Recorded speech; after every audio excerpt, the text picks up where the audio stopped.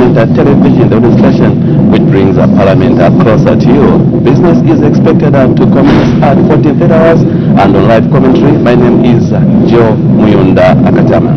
Well, thank you so much for joining us on Parliament Television. My name is Paulson Tundovi, and our sign language interpreter for the first time to be with us until the time we break is Jason Manda. Later on, be joined by Chola Kama. Let's quickly look at business that was considered on the floor of the House yesterday when business resumed at 14:30.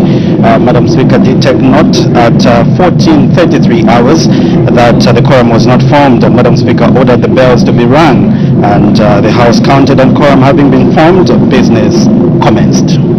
Yes, indeed, and after that, Madam Speaker did make 4 announcements, and in the first announcement, Madam Speaker acquainted the House with the presence in the Speaker's Gallery over the following staff from the Parliament of Uganda, led by Dr. Robert Tumukwasi, Assistant Director and the leader of delegation, Ms. Judith Tanka, Principal Clerk Assistant, Ms. Derina Barugi, Principal Clerk Assistant, Mr. Peter Odeke, Senior Clerk Assistant.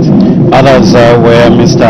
Mpoga Makmemed Rukida, Senior Clerk Assistant, Ms. Doreen Atuheri, Clerk Assistant, and Mr. Andrew Gamusi George, Clerk Assistant, and Mr. Emmanuel Opulo, Clerk Assistant, and lastly was Ms. Saudani Bakiria, Clerk Assistant. And Madam Speaker, on behalf of the National Assembly, did warmly welcome the distinguished guests to the National Assembly of Zambia.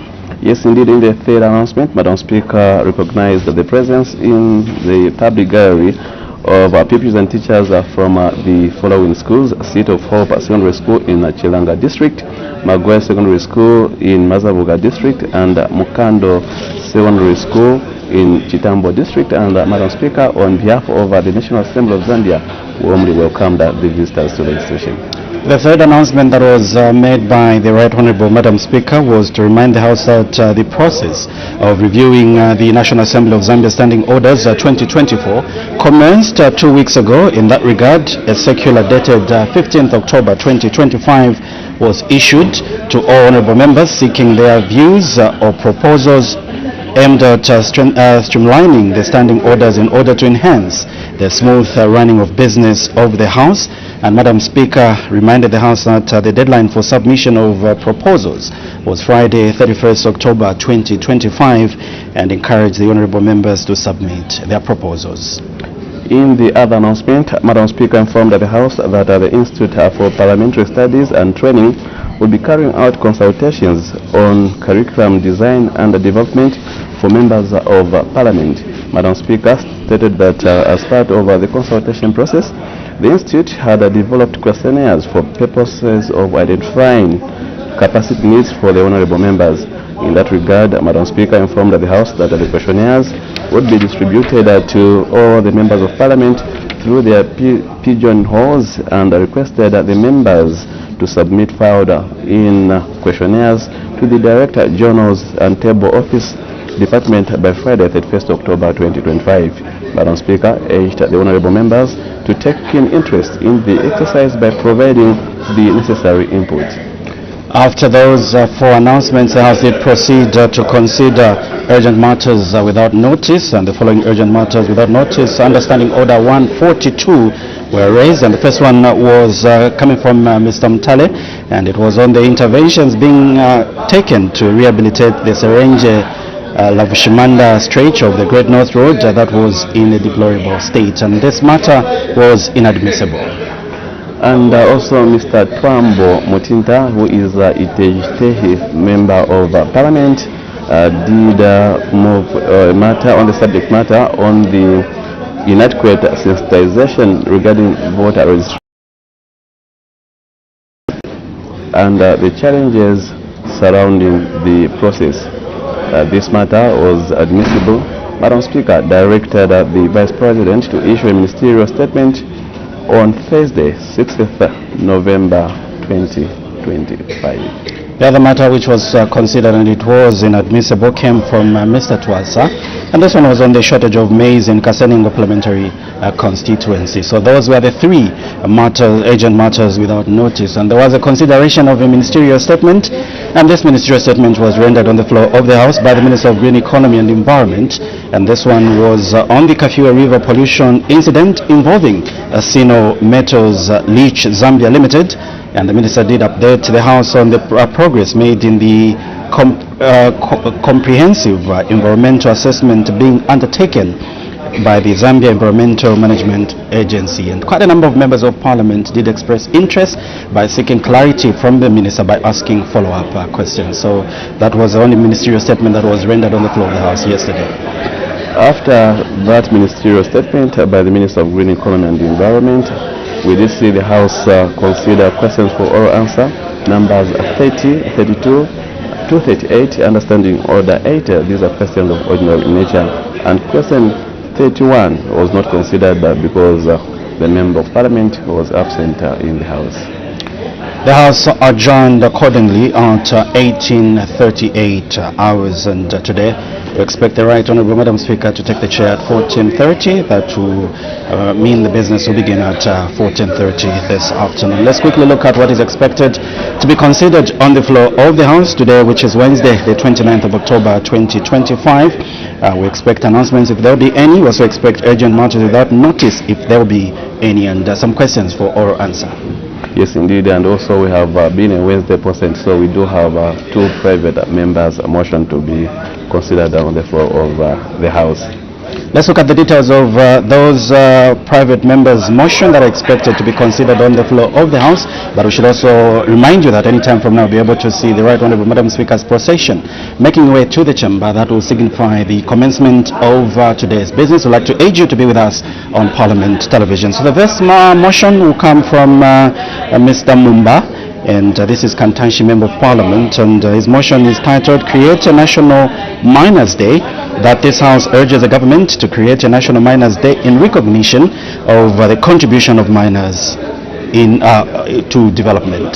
Yes, indeed, and the second one is expected to come from Mr. Bino Mpundu, Member of Parliament, titled Restrict the mining of gold, sodalite and emeralds to the state. That this House urges the government to restrict the mining of gold, emeralds, sodalite to the state.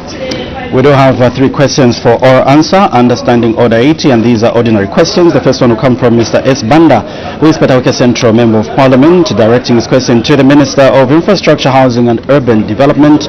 The member wants to find out whether the government has any plans to construct the following infrastructure on all public roads countrywide. The first one is the motorcycle lanes and motorcycle bays. If so, when the plans will be implemented, and if there are no such plans, the member wants to find out why.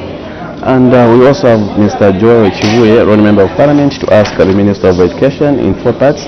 In A, how many cases of sextortion in institutions of higher learning were recorded countrywide from 2011 to 2024, year by year? In B, how many offenders were arrested in the same period? And C, how many offenders were dismissed from employment? And what urgent measures have been taken to curb the vice? And the Minister of Green Economy and Environment is expected to respond to a question that will come from Mlowezi, Member of Parliament, and this is Mr. Mavenga.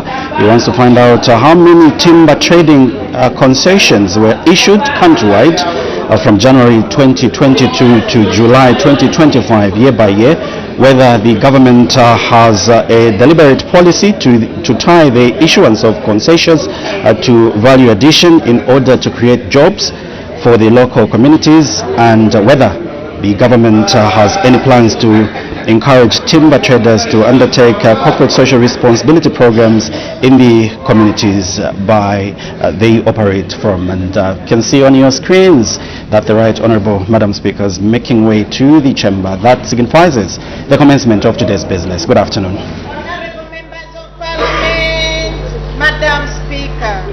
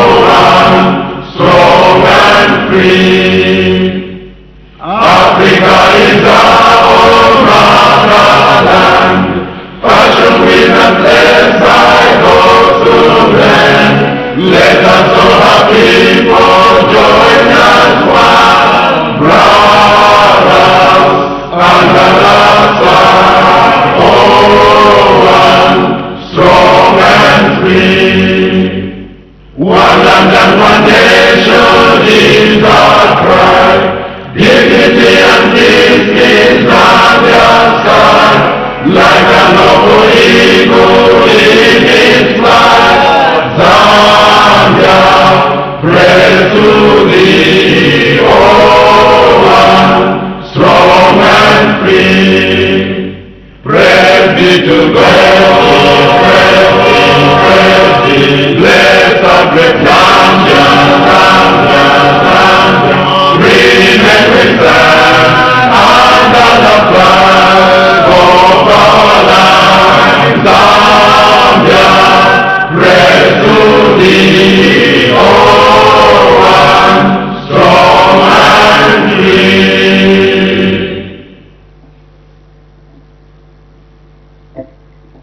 Prayer. Almighty God, who in your infinite wisdom and providential goodness has appointed the offices of leaders and parliaments for the welfare of society and the just government of the people, we beseech you to consider with your abundant favor us, your servants, whom you have been pleased to call to the performance of such important responsibilities in this land. Let your blessing descend upon us here in Parliament assembled, and grant that we may, as in your presence, treat and consider all matters that shall come under our deliberation, in so just and faithful a manner as to promote your honor and glory, and to advance the peace, prosperity, and welfare of our country, and of those whose interests you have committed to our charge. Amen.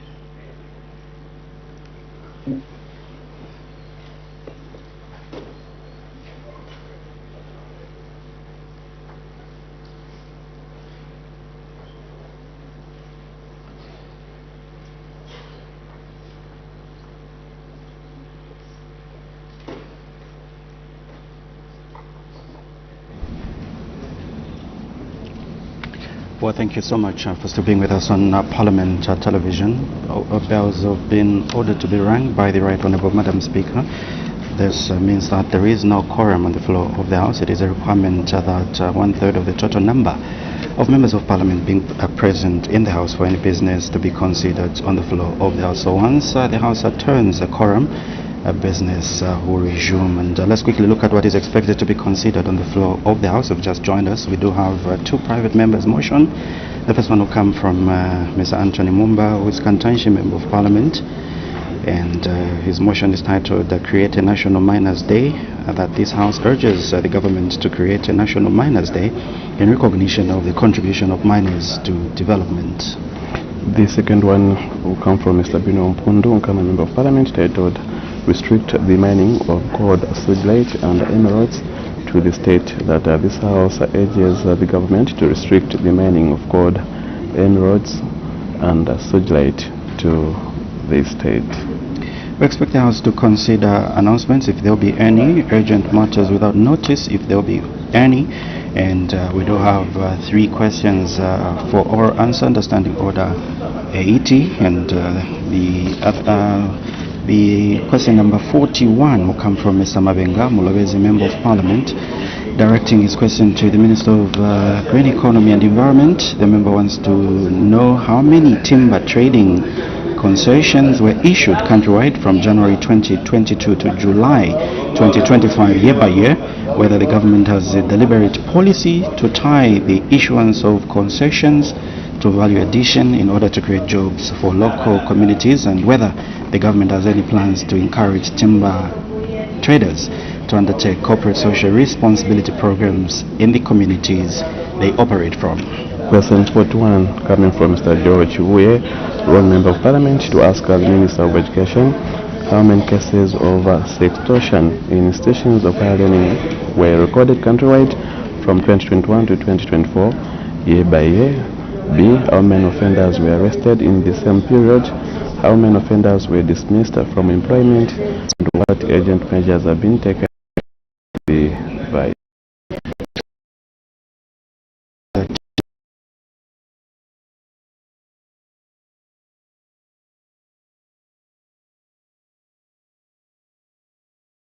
to be considered on the floor of the House. And so the whips are outside, making sure that members are in the House so that business can resume or can commence anytime. And the other question, Joe, is coming from Mr. S. Banda, Petoke Central Member of Parliament, and is directing his question to the Minister of Infrastructure, Housing and Urban Development. Let's go straight into the details of the question. That's question 39. Yes, indeed, President. So question 39 is coming from Mr. Simon Banda, Petoke Central Member of Parliament, here to ask the Minister of Infrastructure, Housing and Urban Development in three parts. In A, whether the government has any plans to construct the following infrastructure on all public roads countrywide: motorcycle lanes, motorcycle bays. In B, if so, when the plans will be implemented, and C, if there are no such plans, why? So those are the three questions for our answer understanding order 80. Remember, this is the budget session, and members of Parliament have just come back from the sector budget analysis after the budget speech was presented by the Minister of Finance, and this is where we did witness quite a number of committees that we have here at Parliament interacting with various stakeholders, and later on we did witness some vice chairpersons of these various committees making submissions, recommendations to the expanded planning and budgeting committee, and we expect the minister to move the motion of supply and the report to be read by the chairperson of the expanded planning and budgeting committee, and this is Mr. Fred Jatila, and they're going to head by head later on, and the House will consider these heads. So submissions from various stakeholders from the time the budget speech was presented by the minister on the 26th of September 2025. Yes, indeed, and President, just make mention that after presentation of that budget, we did see the House adjourn for 20 days in order to allow for sector budget analysis. Yeah. Yes, so if you've missed it, I'd like to urge you to be with us on Parliament Television, because we do have some rebroadcast of those meetings that these portfolio committees had with the interaction they had with various stakeholders. So once the quorum is attained, business will commence. Remember, today we expect quite a number of business to be considered on the floor of the House, and two private members' motions that are expected to be considered on the floor of the House. Mr. Binu Mpundu is expected to present a motion restrict the mining of gold, sugilite and emeralds to the state, that this House urges the government to restrict the mining of gold, emeralds and sugilite to the state. And Mr. Anton Momba, Kantash Member of Parliament, has a private member's motion titled Create a National Miners Day, that this House urges the government to create a National Miners Day in recognition of the contribution of miners to development. So once the quorum is attained, we'll be able to, business will be able to commence, and for now, we'll leave you with live pictures. This is Parliament Television. I'd like to say thank you so much for choosing this platform, and those of you that are with us on our Facebook page, let us know where you're watching us from, and make sure that you let us know where you're watching us from, and also expect three questions like I mentioned earlier on that are expected to be considered on the floor of the House. So the bells are still ringing, and members are still getting back to the chamber in readiness for the commencement of business once the quorum is attained. Yes, indeed, President. Just to remind our viewers, you can catch Parliament TV on DSTV channel 271, GoTV channel 28, and the Topstar channel 05 or channel 5. For now, we'll leave you with live visuals. Keep watching Parliament Television.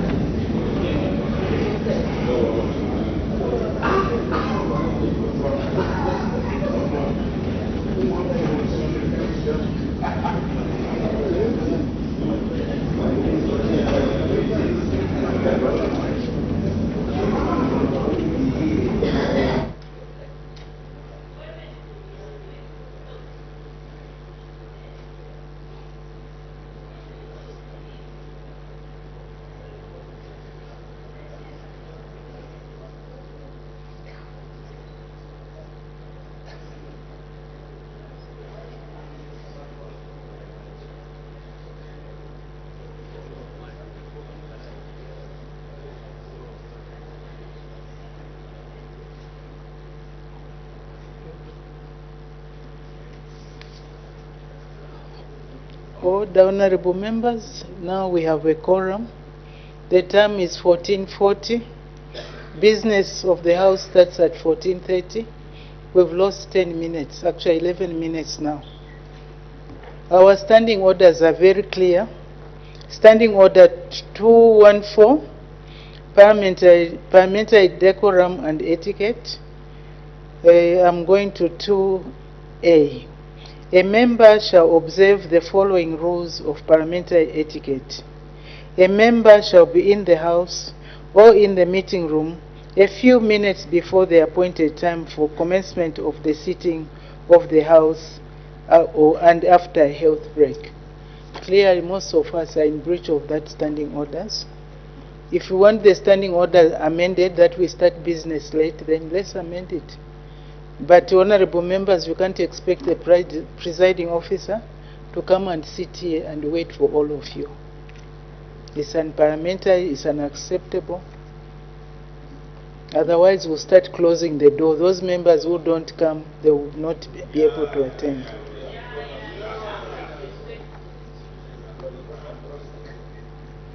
Honorable members, I have one announcement to make.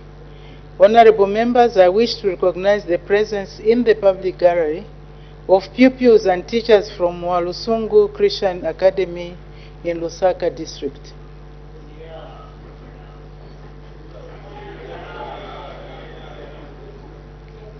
On behalf of the National Assembly of Zambia, I warmly welcome our visitors in our midst. You are most welcome. You may take your seats. Thank you.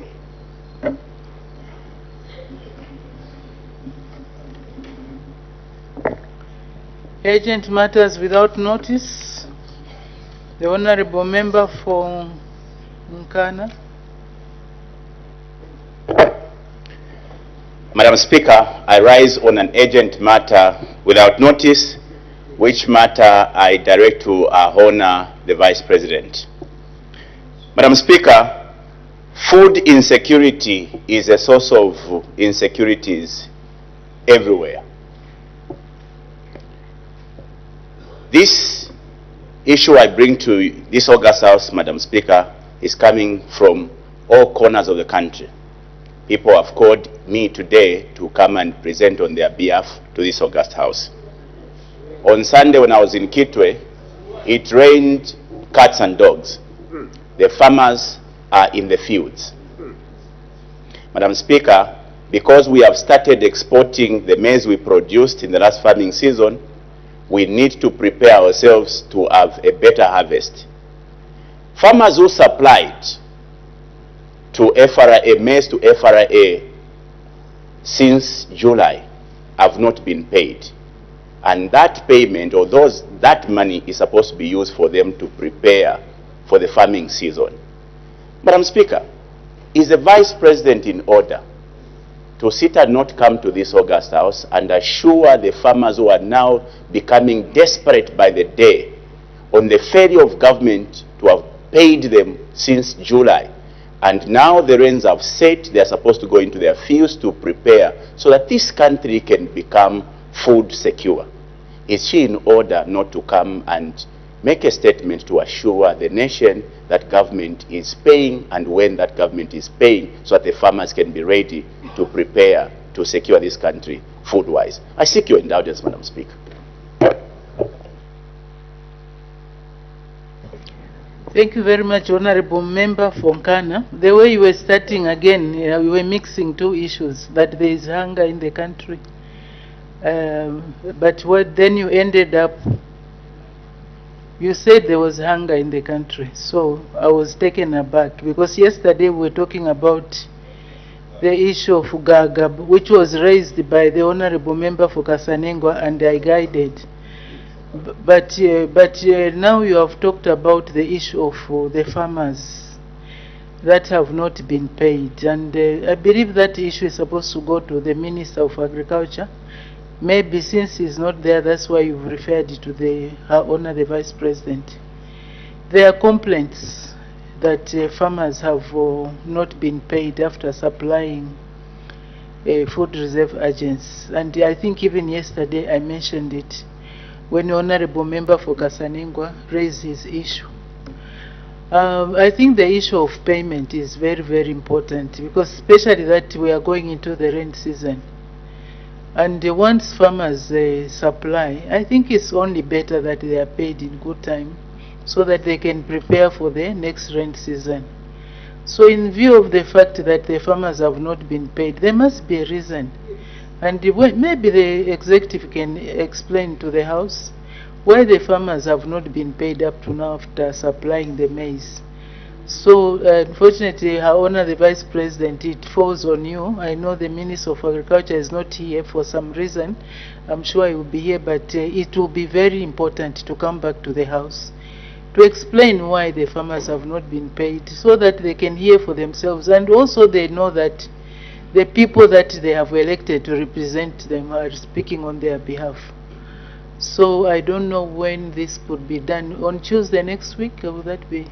Tuesday next week, to come back with a ministerial statement, on why the farmers have, well, the situation about the payment from food reserve, and the various farmers around the country that are saying they have not been paid. If we can have a status, and maybe also to explain how much is owed to these farmers. So that is Her Honor the Vice President will come back. If the Minister, also the Minister of Agriculture, can come back instead of Her Honor the Vice President. I think let's give it to the Minister of Agriculture to come back with a comprehensive statement on why farmers have not been paid.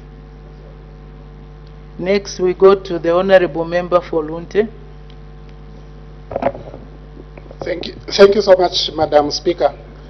Madam Speaker, yesterday the Roman Catholic Church, through Caritas, rejected an invitation from the technical committee, which is going round to consult people in provincial headquarters regarding the constitutional amendment process.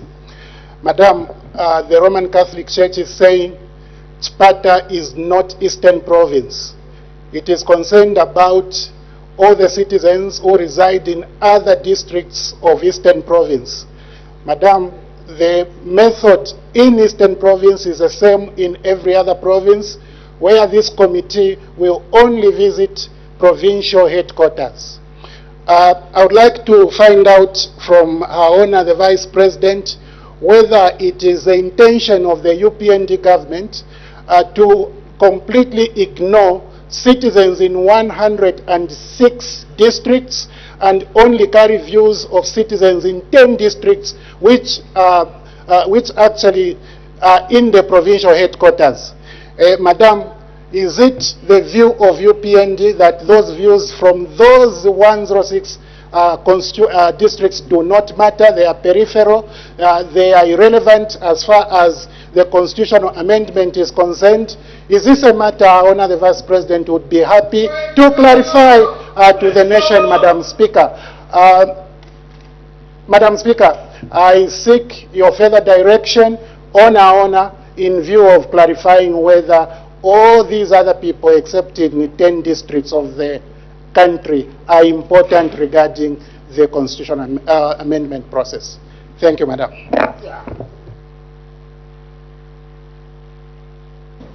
Thank you very much, Honorable Member for Lunte. I know there is a technical committee that has been appointed to go around to collect views. They have their own terms of reference, and they are inviting stakeholders to come and make submissions. It's not compulsory. Stakeholders are free to come or reject. And if there are any concerns about the processes surrounding how the work is being undertaken, I think the people who will be competent enough to handle that question is the technical committee itself. So it's best to make those submissions to the technical committee to raise apprehension on their method of collecting information. But I believe they have a schedule that they have worked out on their own, or they can be able to reach out to people as possible. So, Honorable Member for views and be able to handle things concurrently. The technical committee is sitting and collecting views, then the House also is doing the same thing. I think that will be duplicity of work. So that issue is not admitted. We go to the next, the Honorable Member for Ron. Madam Speaker, you will pardon me, I'll still go back to the issue of maize, and the urgent matter without notice that I'm raising is directed to the Minister of Agriculture. I know you have guided starting from yesterday, but I think I need to have a cherry or so on the same. Madam Speaker, last weekend I was in my constituency, and Ron is predominantly a mining constituency, but it has been so much active in terms of peasant farming, and we do produce quite enough maize. Madam Speaker, I'm one of the transporters who's ferrying FRI maize to the safety sheds, but I'm worried when I went out into the peripheral areas to see a lot of maize, Madam Speaker, still lying in the open. We are singing hallelujah today to heavens for having given us the bumper harvest. Madam Speaker, I'm worried with the onset of rains that we shall have a lot of waste in terms of grains that will be soaked. I would want to find out through you, Madam Speaker, what measures the government, through the Ministry of Agriculture, is taking to ensure that we mop all the grains that we harvested this year to the safe shades. I thank you, Madam Speaker.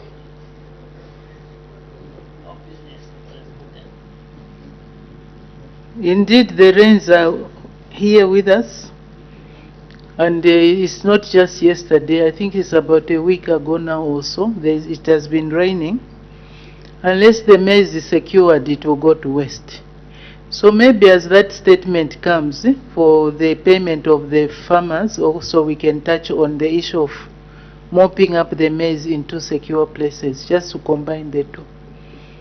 I hope that the Honorable Minister of Agriculture will be advised. I can see her order. Maybe she wants to answer now, but we don't, our rules don't allow such. We need to come prepared with a ministerial statement. Then the honorable members can be given an opportunity to ask clarifications, points of clarification on the statement. So that concludes urgent matters without notice. We go to the next item, which is questions for oral answer under Standing Order 80. The Honorable Member for Petauke Central. Thank you, Madam Speaker, for the opportunity granted to the wonderful people of Petauke to ask question number 39. Thank you very much, Honorable Member for Petauke. I like the way you are coming up. You are being very active. Please keep it up. But when it comes to singing the national anthem, the Member of Parliament for Petauke Central and the Honorable Member for Lumezi, they don't sing. So sometimes I even say, should we put the words of the national anthem on the screen to remind the members about the singing? I'm always looking at you. From the time you came Honorable Member for Lumezi, I've not seen you open your mouth to sing the national anthem. Like yesterday, the bass from the Minister of Transport was very, very good, very nice. I enjoyed that bass. So the Honorable Minister of Acting Minister of Infrastructure, Housing and Urban Development. Thank you very much, Madam Speaker. Honorable Banda, Petauke Member of Parliament, asks the Minister of Infrastructure, Housing and Urban Development, A, whether government has any plans to construct the following infrastructure on all public roads countrywide. 1. Motorcycle lanes. 2. Motorcycle bays. B, if so, when the plans will be implemented. And C, if there are no such plans, why? Madam Speaker, in A, government has no plans to construct motorcycle lanes and motorcycle bays, as motorcycles form part of motorized traffic, which is currently already accommodated on existing public roads and those under construction? B, as stated in A above, government indeed has no plans. C, motorcycles form part of motorized traffic which is already accommodated on all public roads. Madam Speaker, I thank you. Thank you. Supplementary questions. The Honorable Member for Petauke Central. Thank you, Madam Speaker. Honorable Minister, thank you for your response.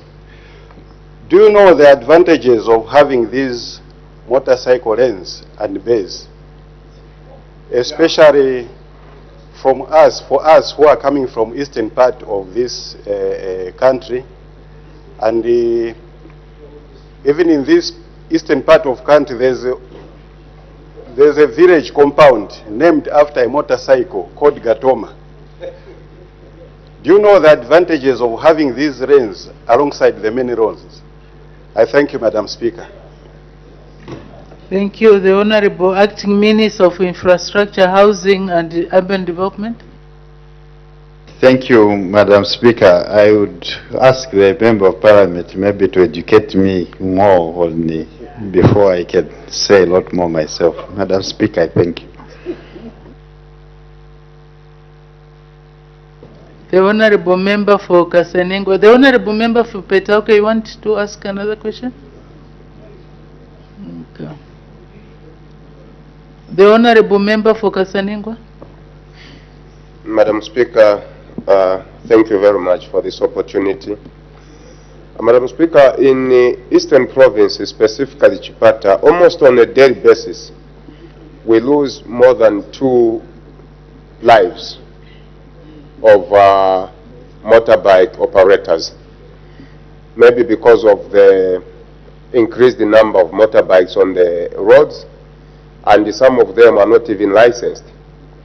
Now that we have that situation of accidents that happen almost every day, is government considering introducing those motorbike lanes and motorbike bays, at least trying to prevent accidents? Or what are you going to do about it?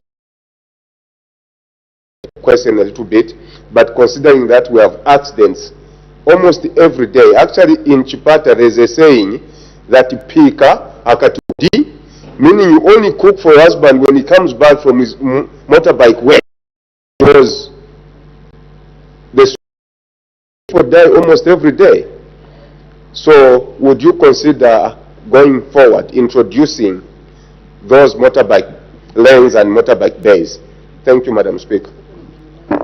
The Honorable Acting Minister of Infrastructure, Urban Development, Housing and Urban Thank you very much, Madam Speaker. And combining the question of my dear brother, my fellow Member of Parliament who raised this question and this question, probably the most serious answer, Madam Speaker, would be that government is very, very concerned with the increased number of accidents resulting from motorbikes. Madam Speaker, as you will see around the length and breadth of this country, the numbers have increased, and the numbers have increased tremendously. Even my own constituency, Nangoma, which had very few motorbikes, now have a lot of motorbikes. When you go to any hospital, any clinic in this country, particularly in the rural areas now, there are even sections in those clinics where those who get hurt from motorbike accidents are put. So this problem has increased. Now, working with the Minister of Transport and Logistics and others in the transport sector, we believe, and strongly so, that to reduce these motorbike accidents, I think we need to go, and we have done this on a huge awareness campaign to ensure that the riders of these motorbikes are trained, that they are licensed, particularly in the border areas. Madam Speaker, there are a lot of motorbikes coming in the country, and there are a lot of our fellow members of the public who are riding these motorbikes without any experience at all. This has increased the number of accidents. As to constructing specific lanes and bays for motorbikes on the existing roads, we consider these motorized bikes as part of the well, in fact, I wanted to say we consider them as part of the motorized vehicles on the road. So they are catered for in the design. They are catered for in the design. The problem which is there, which I think my brother has articulated, is to the extent that when you construct specific lanes for them, dedicated lanes, obviously the factor of safety increases. But we believe that the immediate solution to reducing these accidents is training these new riders. It's a huge problem, Madam Speaker, and government will do everything possible to ensure that the reckless loss of life from immature riders is reduced. We can work together and reduce this scourge. So I completely understand the concerns being put on the floor of the House. Madam Speaker, I thank you. Thank you very much. The Honorable Member for Kantanshi. Thank you very much, Madam Speaker. Honorable Minister, thank you for your response so far, and thank you for recognizing that there is a problem with the issue of motorbikes. Madam Speaker, our business trend has changed in Zambia. We are now part of what I can call a growing economy. These motorbikes, some of them are being used for delivery of services. You don't need to, if you don't want to go to a shopping mall, you don't need to drive there or get on a bus to go there. You just need to apply on an app, and these motorbikes come through. In areas like mine, they've become a source of transport because it's cheaper. So we have to accept that we are going to have to be dealing with this. But Madam Speaker, the government has not done much. These motorbikes are licensed, they don't have any insurance, and even when there are accidents, some of those accidents are avoidable. So a campaign awareness might not work. When can we have a policy coming from infrastructure, coming from road and transport and communication, who are responsible for both infrastructure of our roads and then also the transportation that takes place in there? When can we get a clear direction in terms of policy and not awareness? Thank you. Thank you. The Honorable Acting Minister of Infrastructure, Housing and Urban Development.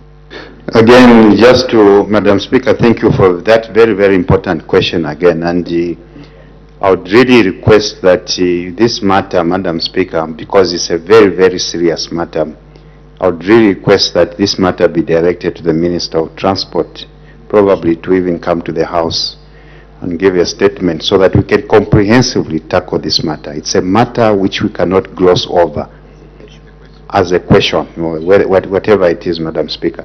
I think it's a matter which we need to comprehensively discuss so that solutions are offered. I'm aware that you have discussed this matter at length with the Honorable Tayari, and he's also actually gone on in public awareness campaign himself on several fora to express concern about the huge numbers of our city, numbers of citizens we are losing as a result of motorbike accidents.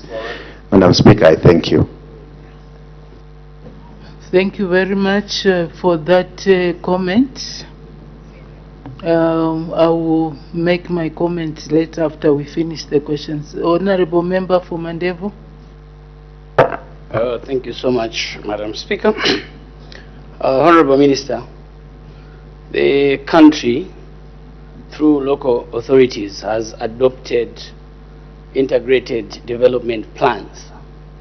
And one of the requirements for a ward, a constituency, and a district to to come up with this plan and later on be approved was that the plan must be inclusive, meaning that when you're undertaking any development in any area, you're supposed to consider the differently abled, the elderly people, the youth, women, motorized transport, motorbikes, so that whatever development that you undertake within the plan speaks to everyone within the community. My brother, the Honorable Member for Kantanshi, is asking for policy. The policy is there. The policy is there and is part of the terms. They were part of the terms of coming up of the integrated development plans. Now that I've alluded to a piece of policy through the IDPs, will government consider in their future plans to construct, in line with the question from the owner of the question, lay-bys for motorbikes, because they are part of the transport system in other parts of the country, just like we have bus stations for buses. So in line with the inclusivity, will government consider including lay-bys for our colleagues that use motorbikes to transport goods and people in other parts of the country? I submit, Madam Speaker. Thank you. Thank you. The Acting Honorable Minister of Infrastructure, Housing and Urban Development. Thank you very much, Madam Speaker. Let me repeat my answer before. And I said very clearly that by design, public roads are intended for use by all forms of motorized traffic, including motorcycles. The existing road design standards provide for a main carriageway designated for motorized vehicles, while side lanes or shoulders are provided to accommodate non-motorized traffic such as bicycles and pedestrians. Further, Madam Speaker, to improve the safety profile on the public roads, government has plans to construct pedestrian and bicycle lanes to accommodate non-motorized traffic. Further, government through the Ministry of Green Economy and Environment, with support from the African Development Bank Mitigation Action Facility, is preparing to implement the Lusaka Low Carbon Urban Transport. So clearly, government is doing something about this problem. Clearly, government has future plans on new infrastructure. For the old infrastructure which was designed as such, government believes that educating our new riders is the way to go. But together, we will find a solution. Madam Speaker, I thank you. Thank you. The Honorable Member for Kankoyo. I thank you very much, Madam Speaker. Madam Speaker, indeed, the issue of motorbikes, even in Kankoyo, is a thorn in our flesh. Every week, we lose a young man through accidents. When you go to Ronald Ross, there is even a word which they are calling our Honda word. It has people with broken legs, broken everything, broken, serious injuries. The motorbikes are a problem because they offer an economic benefit to the people who buy these motorbikes. They are low investment but high return. What am I talking about? When you get 130,000 to buy one taxi, the taxi will be giving you 30,000 kwacha per day. But a motorbike for 30,000 will give you 250 kwacha. So from 130,000, they're going to buy 4 motorbikes and you'll be able to raise 1,000 kwacha a day. So those who are investing in motorbikes are making more money than investing in a taxi. It's something we need to think outside the box to understand how we can get rid of it, because people are dying every day. Now, my question to the minister, maybe through in the mining sector, miners coming to proving to the death with also we need to form a business which people are benefiting from it. You cannot fight whilst people are benefiting. Are we considering formalizing so that slowly we can save lives are losing every day. Thank you, Madam Speaker. Thank you. The Honorable Acting Minister of Infrastructure, Housing and Urban Development. Madam, let me thank the Member of Parliament for articulating this matter very well, and I cannot agree more. These motorbikes have come to stay, and these motorbikes are offering a very brilliant service, particularly some of us who come from rural areas. Nangoma now, when you go to Nangoma, motorbikes are everywhere, and it's making life very, very easy. Nkaputa inclusive. So yes, the answer is yes, we're considering formalizing motorbikes. We believe that they will help economic development of our country. Madam Speaker, I thank you. Thank you very much. In view of the concern or the comments that were made by the Honorable Acting Minister of Infrastructure, Housing and Urban Development, suggesting that maybe the Honorable Minister of Transport should come back to the House with a comprehensive statement on the plans for this, because seriously speaking, the motorbikes are here to stay and there's so much congestion on our roads. So for me, when I saw this question, I thought it was a very good question. So Honorable Minister, to the House, I don't know, ready. Next week, Wednesday? Next week, Wednesday with the ministers. Is Wednesday okay?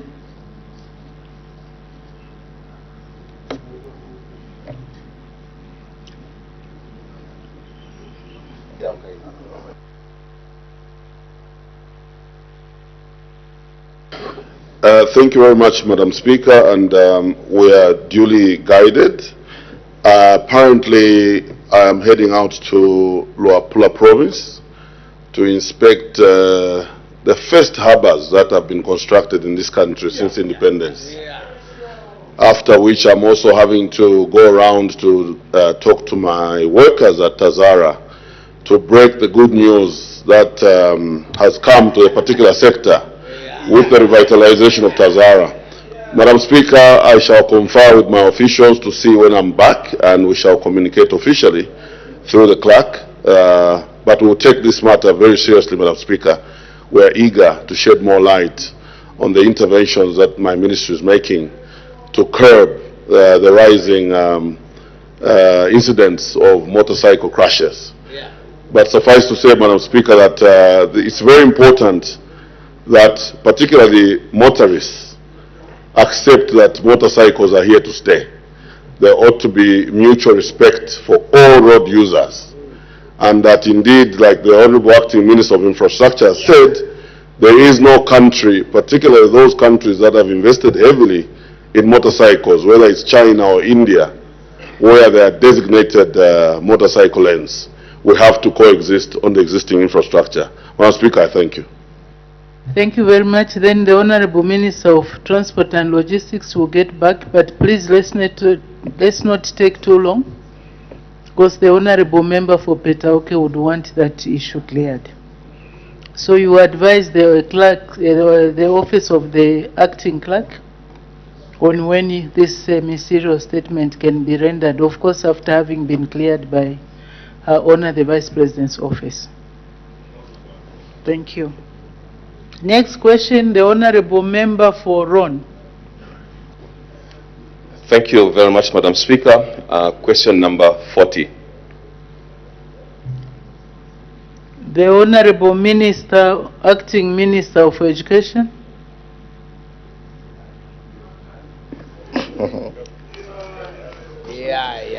Thank you, Madam Speaker. Madam Speaker, the Honorable Member, Honorable Chibuye for Ron, is asking the Minister of Education the following questions. In A, how many cases of sextortion in institutions of higher learning were recorded countrywide from 2021 to 2024, year by year? And in B, is asking how many offenders were arrested in the same period. In C, how many offenders were also dismissed from employment? And lastly, in D, what urgent measures are being taken to curb the vice? Madam Speaker, on how many cases of sextortion in institutions of higher learning were recorded countrywide? Our response. Maybe it is important, Madam Speaker, to understand the word sextortion. It is just important that we understand this word. Madam Speaker, this is just defined as an abuse of power or authority to demand sexual favors in exchange for academic or professional benefits. So our response, Madam Speaker, sextortion in higher education institutions occurs when a person uses their position or influence to demand sexual favors in exchange for marks, admission, accommodation, or other benefits. This may involve lecturers. This may also involve administrators or even students, Madam Speaker. There is what we call STDs now, which is defined as sexually transmitted degrees. So even students may also be able to entice the administrators and lecturers. So, Madam Speaker, it could also be an abuse or influence over fellow students. And it is both sexual harassment and corruption, as it entails abuse of power or trust for sexual gain. Records, Madam Speaker, which are available from the Higher Education Authority, HEA, indicate that a total of 8 cases of gender-based violence and sextortion were formally reported between 2021 and 2024 and broken down as follows. In 2021, we had 2 cases. In 2022, we had 3 cases. 2023, we had 2 cases. 2024, we had only 1 case. As of September 2025 this year, no new case, Bozi, no new case has been reported. While the numbers appear low, Madam Speaker, the ministry considers every single case to be a very serious and also unacceptable. In B, Madam Speaker, on how many offenders were arrested in the same period, statistics on arrests are not maintained, Madam Speaker, by the Higher Education Authority, but by the Zambia Police and the Anti-Corruption Commission. However, the ministry is aware that reported cases were referred to the relevant law enforcement agencies for investigation and prosecution as required by the law. In C, Madam Speaker, how many offenders were dismissed from employment? And during this period, Madam Speaker, which is under review, a total of 6 members of staff from institutions of higher learning were dismissed following investigations and disciplinary action arising from gender-based violence and sextortion-related offenses. In D, Madam Speaker, what urgent measures are being undertaken? And this is our response. In recognition of the insidious nature of sextortion, the ministry through the Higher Education Authority has put in place the following urgent measures. The first one is police enforcement. All higher education institutions are being directed to adopt and strictly enforce zero tolerance policies on sexual harassment and sextortion. The second one, Madam Speaker, is on reporting and also disciplinary mechanisms. Confidential and anonymous reporting platforms are being encouraged and also developed to enable students to report cases safely and without fear or reprisals. The third one is awareness and counseling. Sensitization campaigns and counseling services are being rolled out to empower students and staff to recognize, resist, and also report sextortion. The fourth one is collaboration with our law enforcement. The ministry is strengthening partnerships with the Zambia Police Victim Support Unit and the Anti-Corruption Commission to ensure that reported cases are speedily investigated and prosecuted. The fifth one is institutional accountability. Compliance audits conducted by the HEA, that is Higher Education Authority, now include assessments of our institutions under sexual harassment and sextortion cases, with sanctions imposed on non-compliant institutions. The sixth one is capacity building. The HEA is facilitating training programs for institutional management and disciplinary committees to improve their ability to identify, to investigate, and also to respond effectively to cases of sexual misconduct. The seventh one is ethics and integrity curriculum.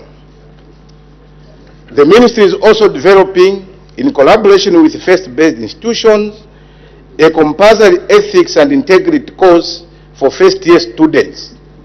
For first-year students to promote moral conduct and also combat corruption, including sextortion.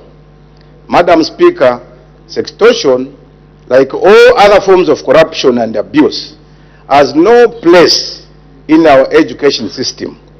The ministry will continue to enforce a policy of zero tolerance, strengthen institutional accountability, and work closely with all stakeholders to ensure that education in Zambia remains safe, remains credible, and also a true source of national pride.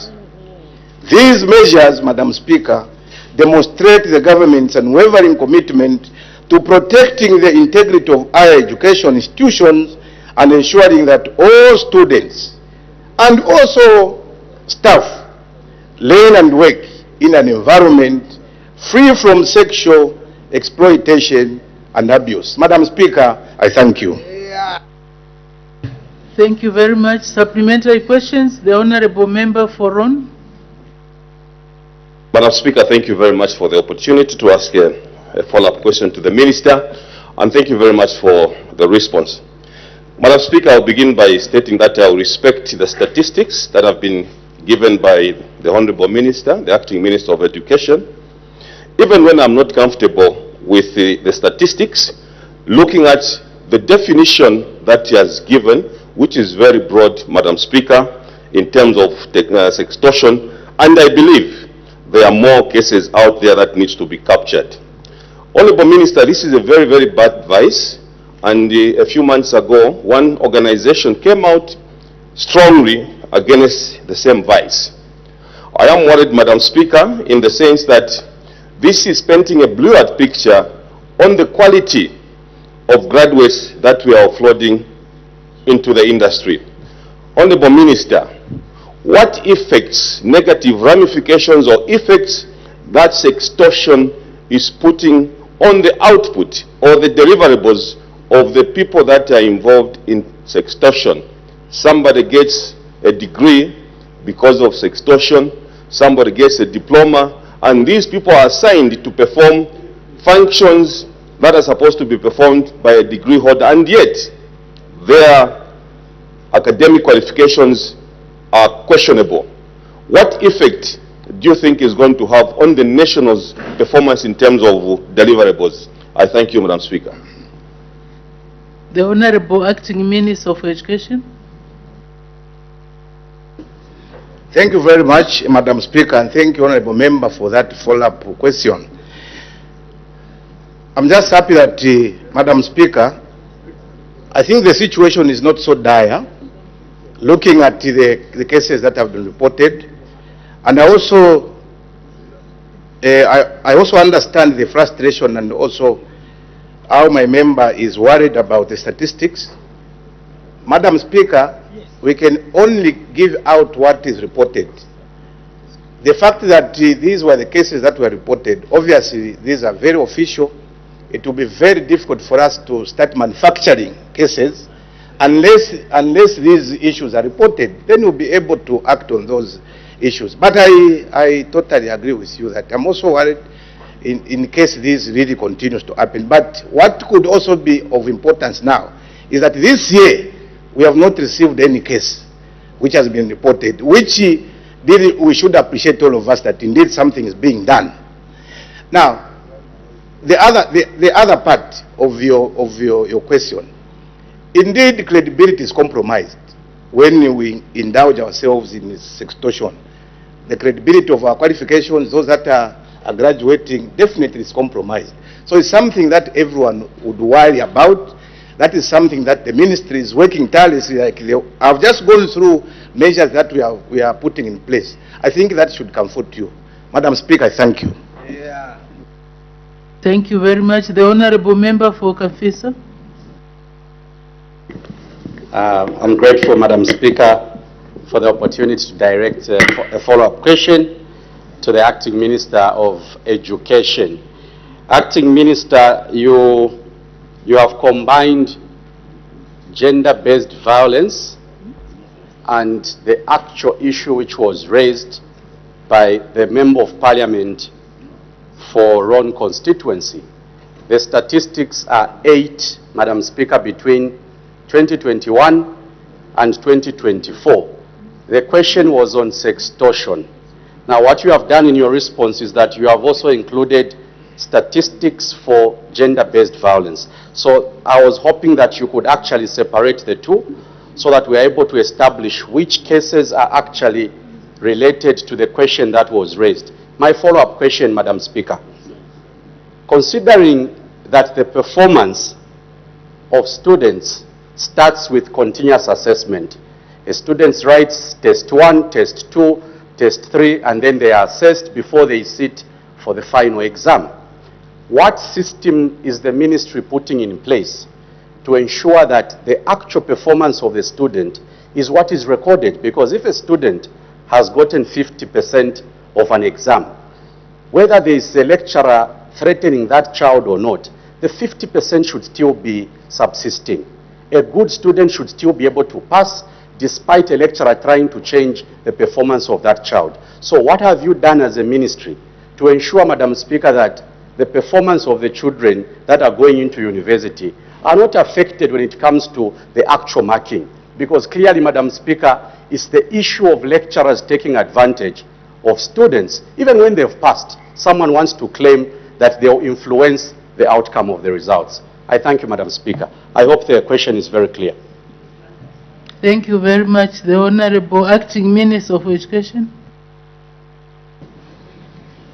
Thank you very much, Madam Speaker. And I want to thank you, Honorable Kangombe, for that important follow-up question. Madam Speaker, there is a very thin line between GBV and the sextortion. Correct. To some extent, sextortion could either be corruption, GBV. These are interrelated, Honorable Kangombe. Yeah. Now, I think, Madam Speaker, I've really explained in fact, I was very slow and very calm for the first time when I was explaining the measures that this government has put in place. And one of them, maybe tackling is a concern, is awareness and counseling. What we have said here is that sensitization campaigns and counseling services are being rolled out to empower students and staff to recognize, resist, and also report sextortion. So in case someone is being treated in that manner, the best she or he can do is to report. And I believe that the management will be able to look at that issue critically and sort out the issue. Madam Speaker, I thank you. Thank you. The Honorable Member for Ron. Thank you very much, Madam Speaker. Honorable Minister, sincerely thank you for the response.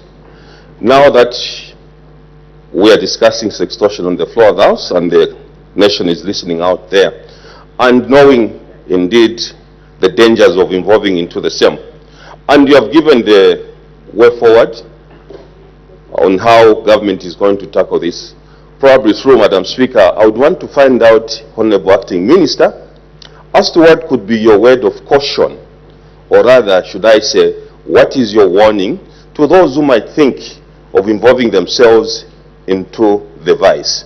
I thank you, Madam Speaker. Thank you. The Honorable Acting Minister of Education. Thank you, Madam Speaker, and thank you, Honorable Member, for that important follow-up question. Madam Speaker, first I want to start by cautioning both the students and also because there are some also students who doesn't want to read, they don't want to do anything at the campus.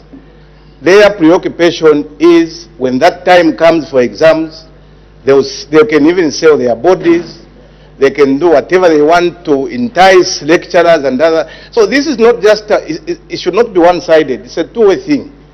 Both the administrators and also our students, that they should make sure that they work very hard. After all, this government celebrates hard work. The President of the Republic of Zambia is on record.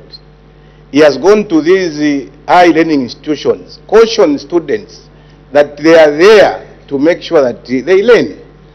And this is how leadership is. You lead by example. We have our leader who has led by example. Led by example, unlike these other leaders, that some of them, you know them. But I think our president has been there to advise the students, to also caution lecturers and also administrators that it does not pay to be on the other side of the law.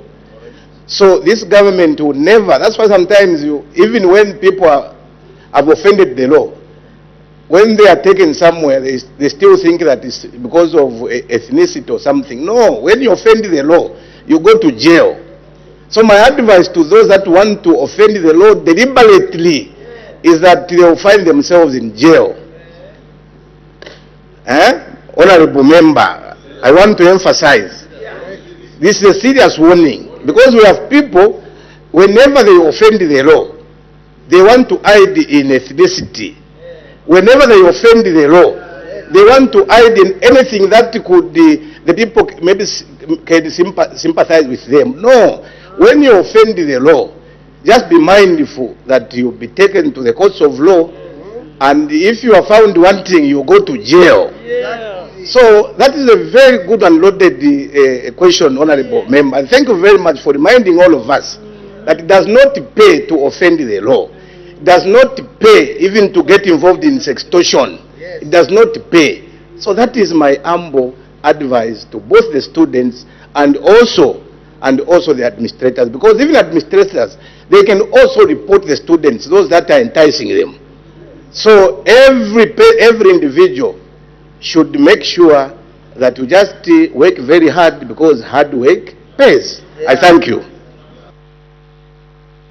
Thank you very much. Next question, the Honorable Member for Mulowezi. Thank you very much, Madam Speaker, for giving the good people of Mulowezi to ask question number 41. The Honorable Minister of Green Economy and Environment. Thank you, Madam Speaker. On question number 41, The Honorable Member of Parliament from Lobezi, Honorable Raphael Mabenga, is asking the Minister of Green Economy and Environment a question in three parts. A, how many timber trading concessions were issued countrywide from January 2022 to July 2025, year by year? B, whether the government has a deliberate policy to tie the issuance of concessions to value addition in order to create jobs for the local communities. And C, whether the government has any plans to encourage timber traders to undertake corporate social responsibility programs. Madam Speaker, our response is as follows. A, government did not issue concession licenses in the year 2022. However, the government issued a total of 177 concession licenses in the year 2023 after a call for applications was advertised. Concession licenses are not issued annually, but the cycle runs for a minimum period of 2 years for a small scale and for a period of 5 years for a large scale license.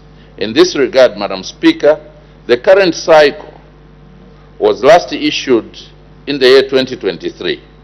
Government has already commenced the process of advertising for the 2025 concessional licenses, which will be valid for 2 years, for 2 and 5 years respectively. B, yes, government has adopted a deliberate policy that links issuance of timber concessions to value addition. This is in line with the government's industrialization agenda and the 2025 National Forestry Policy.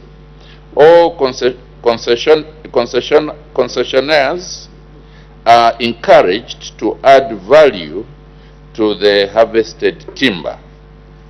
Hence, the deliberate policy not to allow the export of raw logs as guided by the SI on timber export.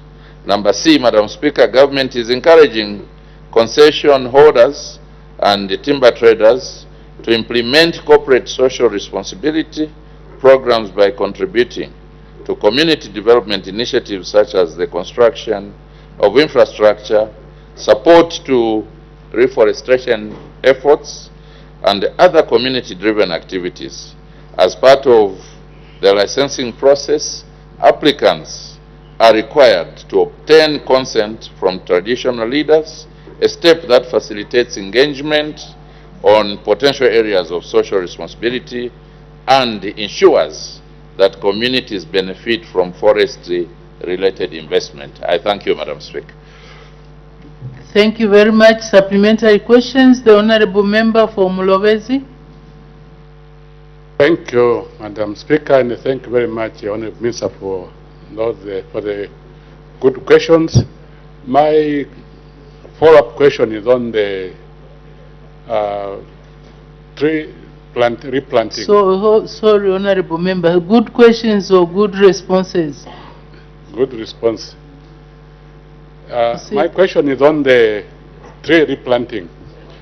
Do you have any place to put in place to ensure that those who cut those trees, they actually replant those trees? Because at the moment they just cut and leave the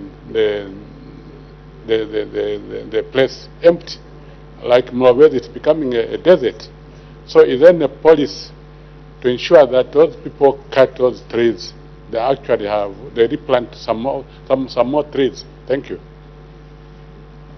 Thank you. The Honorable Minister of Green Economy and Environment. Thank you, Madam Speaker, and I want to thank the Member of Parliament from Lobezi for that follow-up question.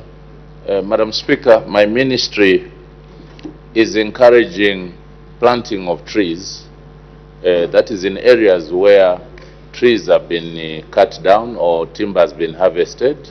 So the policy is to encourage that on one hand we replant the trees, Now, that is not necessarily on the companies that are given concessions to harvest. That is for also the communities that we work with. Like I did indicate that the consent starts from the traditional leaders, and working with the traditional leadership in the different chiefdoms, we encourage as government that we must plant or replant, but also allow the forest or the areas where we are harvesting the timber to regenerate.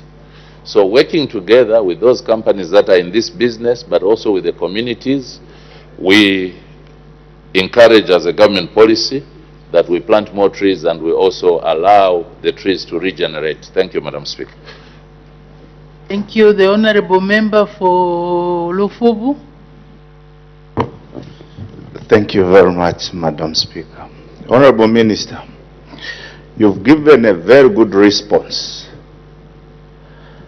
and we appreciate that in your response you've even indicated that you've started advertising for new concessions. Though you've not given the period for that advertisement, but our question, Lufubu constituency being a constituency where concessions were given also to people who are not from there, and the people from Lufubu felt it was not fair that people were just coming from everywhere to come and just get timber from there. Are you considering in this which you are advertising, are you going to consider local peoples like cooperatives, people to participate in the harvest of timber? And please, as you give the response, may you also give us the period that the advert will go, so that we can also prepare our people to also participate if they are allowed to participate. Thank you very much. Thank you very much. The Honorable Minister of Green Economy and Environment. Thank you, Madam Speaker, and I want to thank the Member of Parliament for Lufubu constituency for that question. Madam Speaker, it is government policy that the concessions, the timber concessions, should as much as possible benefit the locals. But it cannot be done to the just specifically for the locals. In an event that the locals have not applied, what do you do? But we want primarily to ensure that as much as possible the locals are in the forefront and benefit. So I want to encourage the members of Parliament, through the question from the Member of Parliament for Lufubu, that let us encourage our people to participate. I know, I appreciate your frustration that in the past you'd just see people come from other areas to come and benefit from resources that should benefit the locals. And these are issues that we are trying to change. But we can only change if we work together. Not too long ago, I did send messages, Madam Speaker, to members of Parliament in various districts whom I wanted to provide some input on the timber concessions, on some renewals that were being prepared in their districts. Very few members of Parliament came forward. So I just want to appeal to members of Parliament that when we call upon you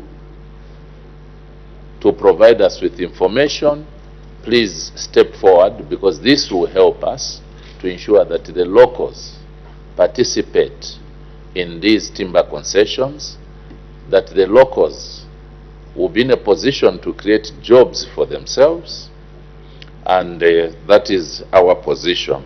As regards the advert is already running, Madam Speaker, and it will run up to tomorrow, 30th October.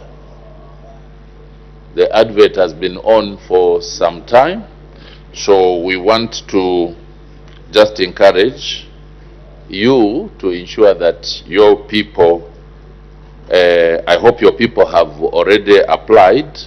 It might not be possible for you to know everybody, but the advert has been running. I want, again, Madam Speaker, to just emphasize that we encourage the chiefs and traditional leaders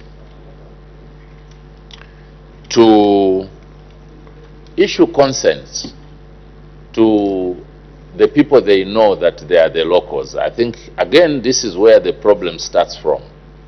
Because from where I sit, from where my director forest is sitting, it will be difficult for us to know who is in Ngabwe. And this is why the consent, as it comes from the traditional leaders, it must, the traditional leaders are encouraged that they must give consent to people who are their locals. Madam Speaker, I thank you. There is an indication for a point of order. Honorable Member for Lufuvu, what's the point of order? Thank you very much, Madam Speaker. My point of order is going to the Minister. Madam Speaker, is the Minister in order to come and just tell us today that the advert has been running and tomorrow is coming to an end? Considering that the constituents we are talking about, like Lufuvu, even televisions we do not have, and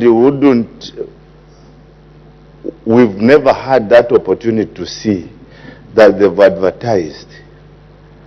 Madam Speaker, is it in order to just come and announce today and tomorrow they are closing?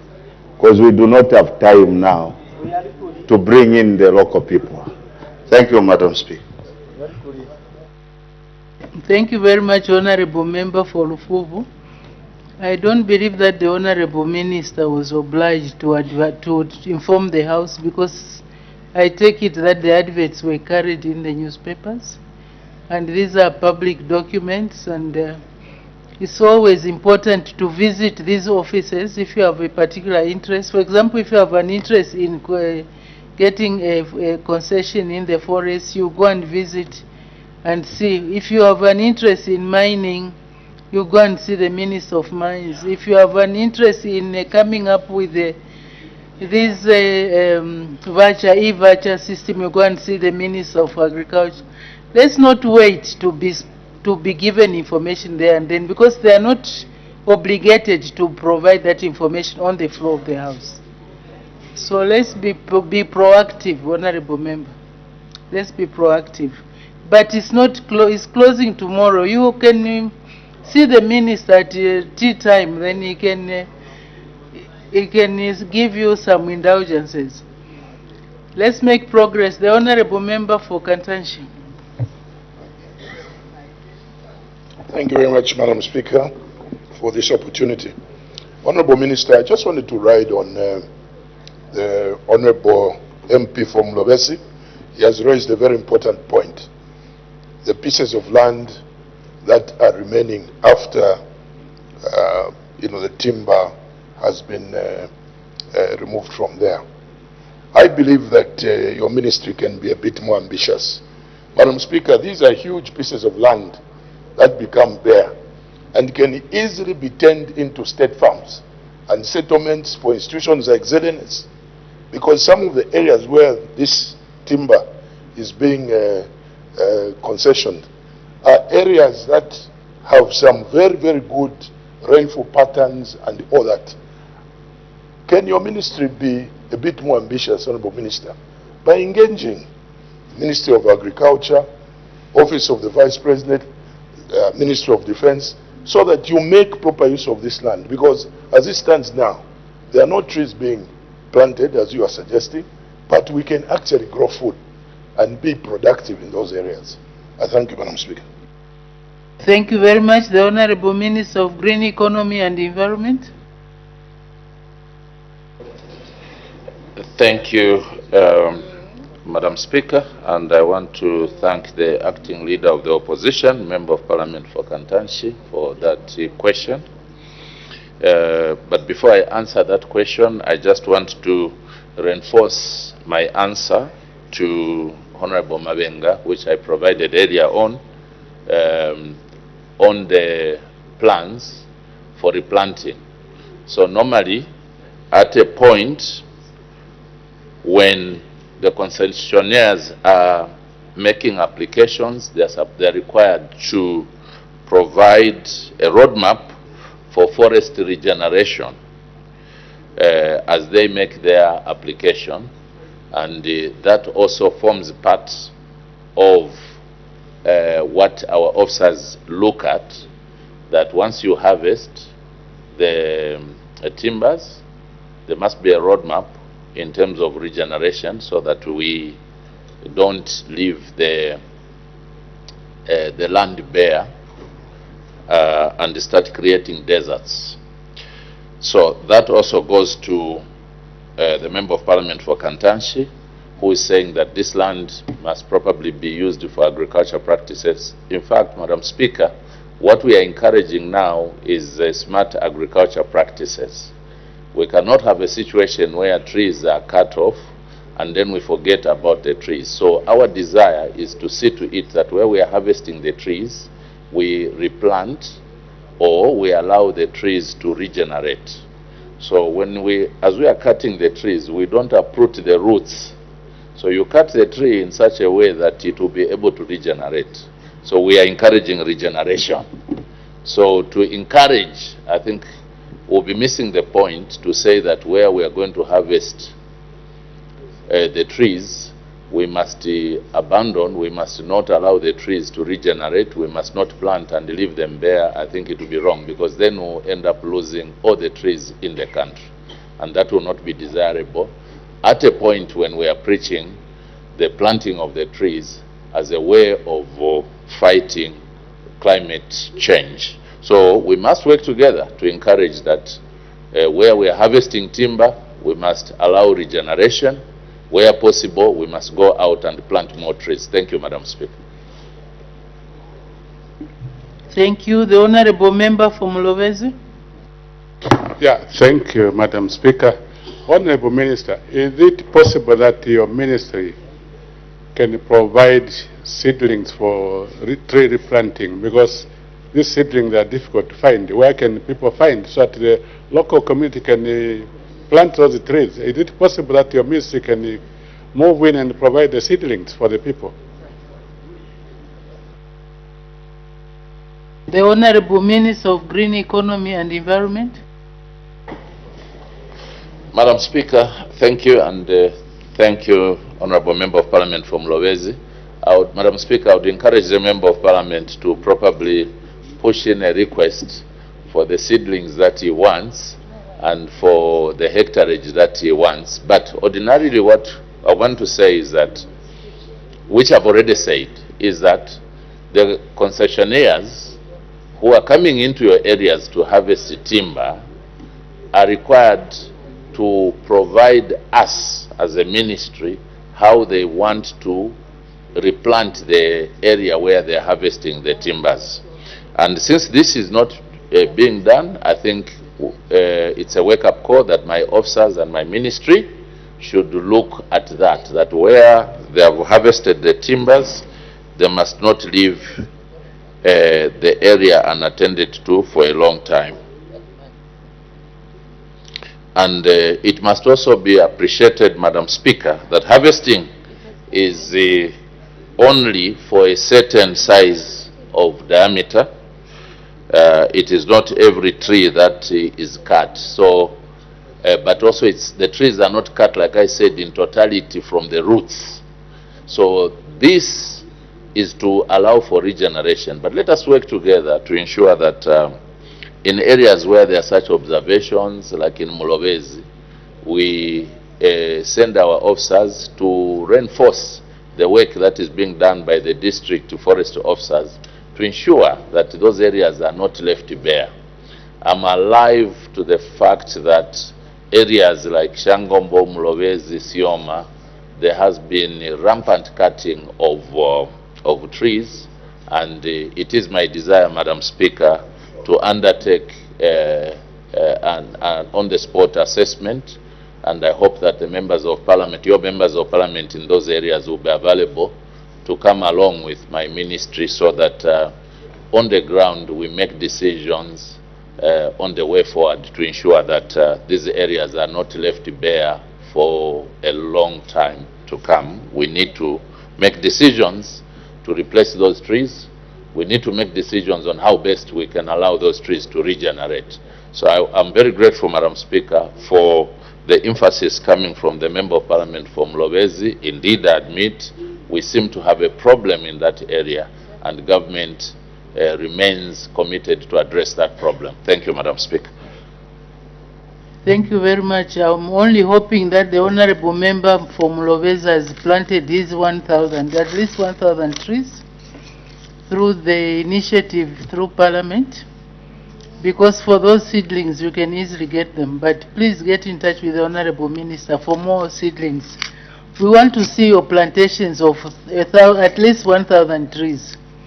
I don't think honorable members have planted. We need to ensure that we encourage planting of trees in order to protect our environment. So let's make progress. Private members' motion, the honorable member for Kantanshi.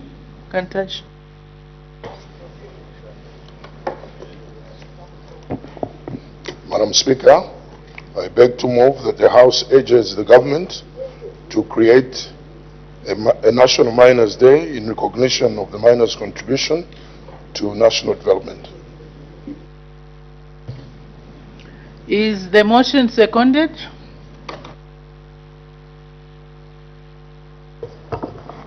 Yes, Madam Speaker.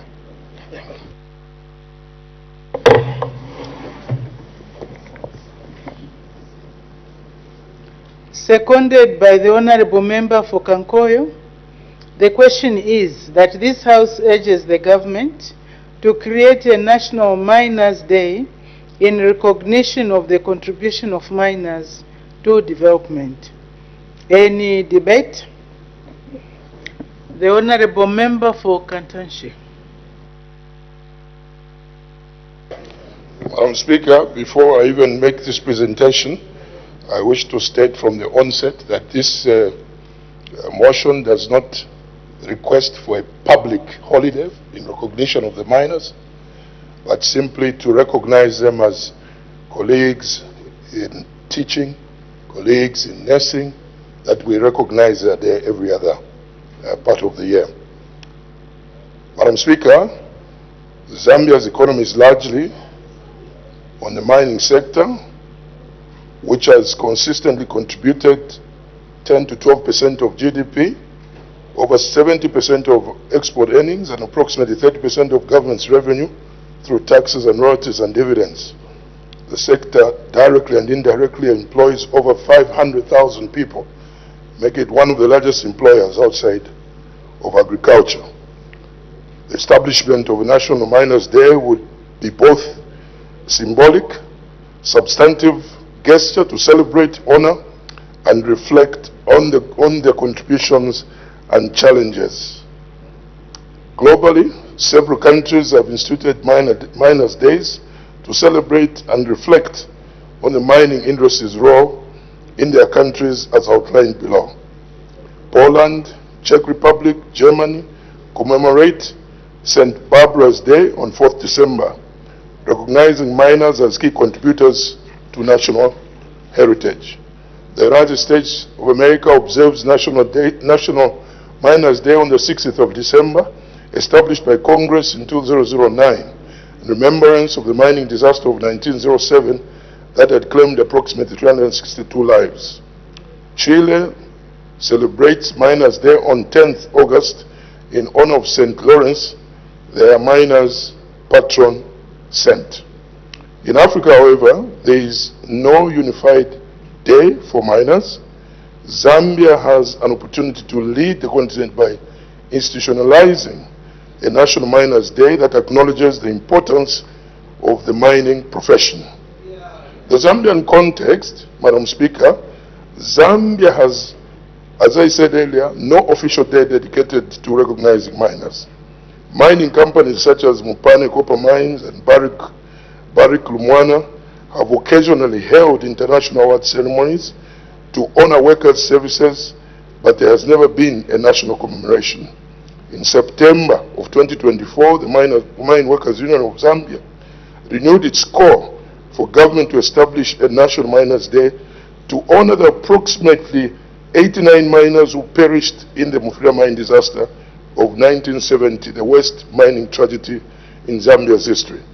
On 25th September 1970, an underground collapse caused the sudden release of nearly 1 million tons of water and trailings, killing approximately 89 miners during a night shift. It is fitting that 25th September, the date of this national tragedy, be designated as National Miners' Day, serving both as a day of remembrance and celebration. The importance of Miners' Day. A dedicated National Miners' Day would serve multiple purposes, notwithstanding the following: recognition and appreciation. Publicly acknowledges the hard work, dedication, and sacrifices of miners across the country. Provides an opportunity for government, industry, and citizens to collectively celebrate the backbone of Zambia's industrial growth. Promotion of safety and welfare. Mining remains one of the world's most dangerous professions. The day would help raise awareness on occupational safety, health standards, and miners' welfare. It would also serve as a reminder of the Mufulira tragedy and the importance of preventing future accidents through stronger safety policies, encouraging sustainable mining practices. The commemoration would highlight environmental responsibility, land rehabilitation, and community engagement, ensuring that the mining contributes to sustainable development. Attracting and retaining talent. By celebrating miners' contributions, Zambia can inspire a new generation of young professionals to join the mining industry and uphold the legacy of responsible resource extraction. Community engagement and national unity. Miners' Day would provide an avenue for solidarity between mining companies, workers, host communities, fostering trust and cooperation. Lessons from other countries. In the United States, National Miners' Day is a platform to review safety standards, commemorate lives lost in the mine accidents, leading to stronger occupational laws.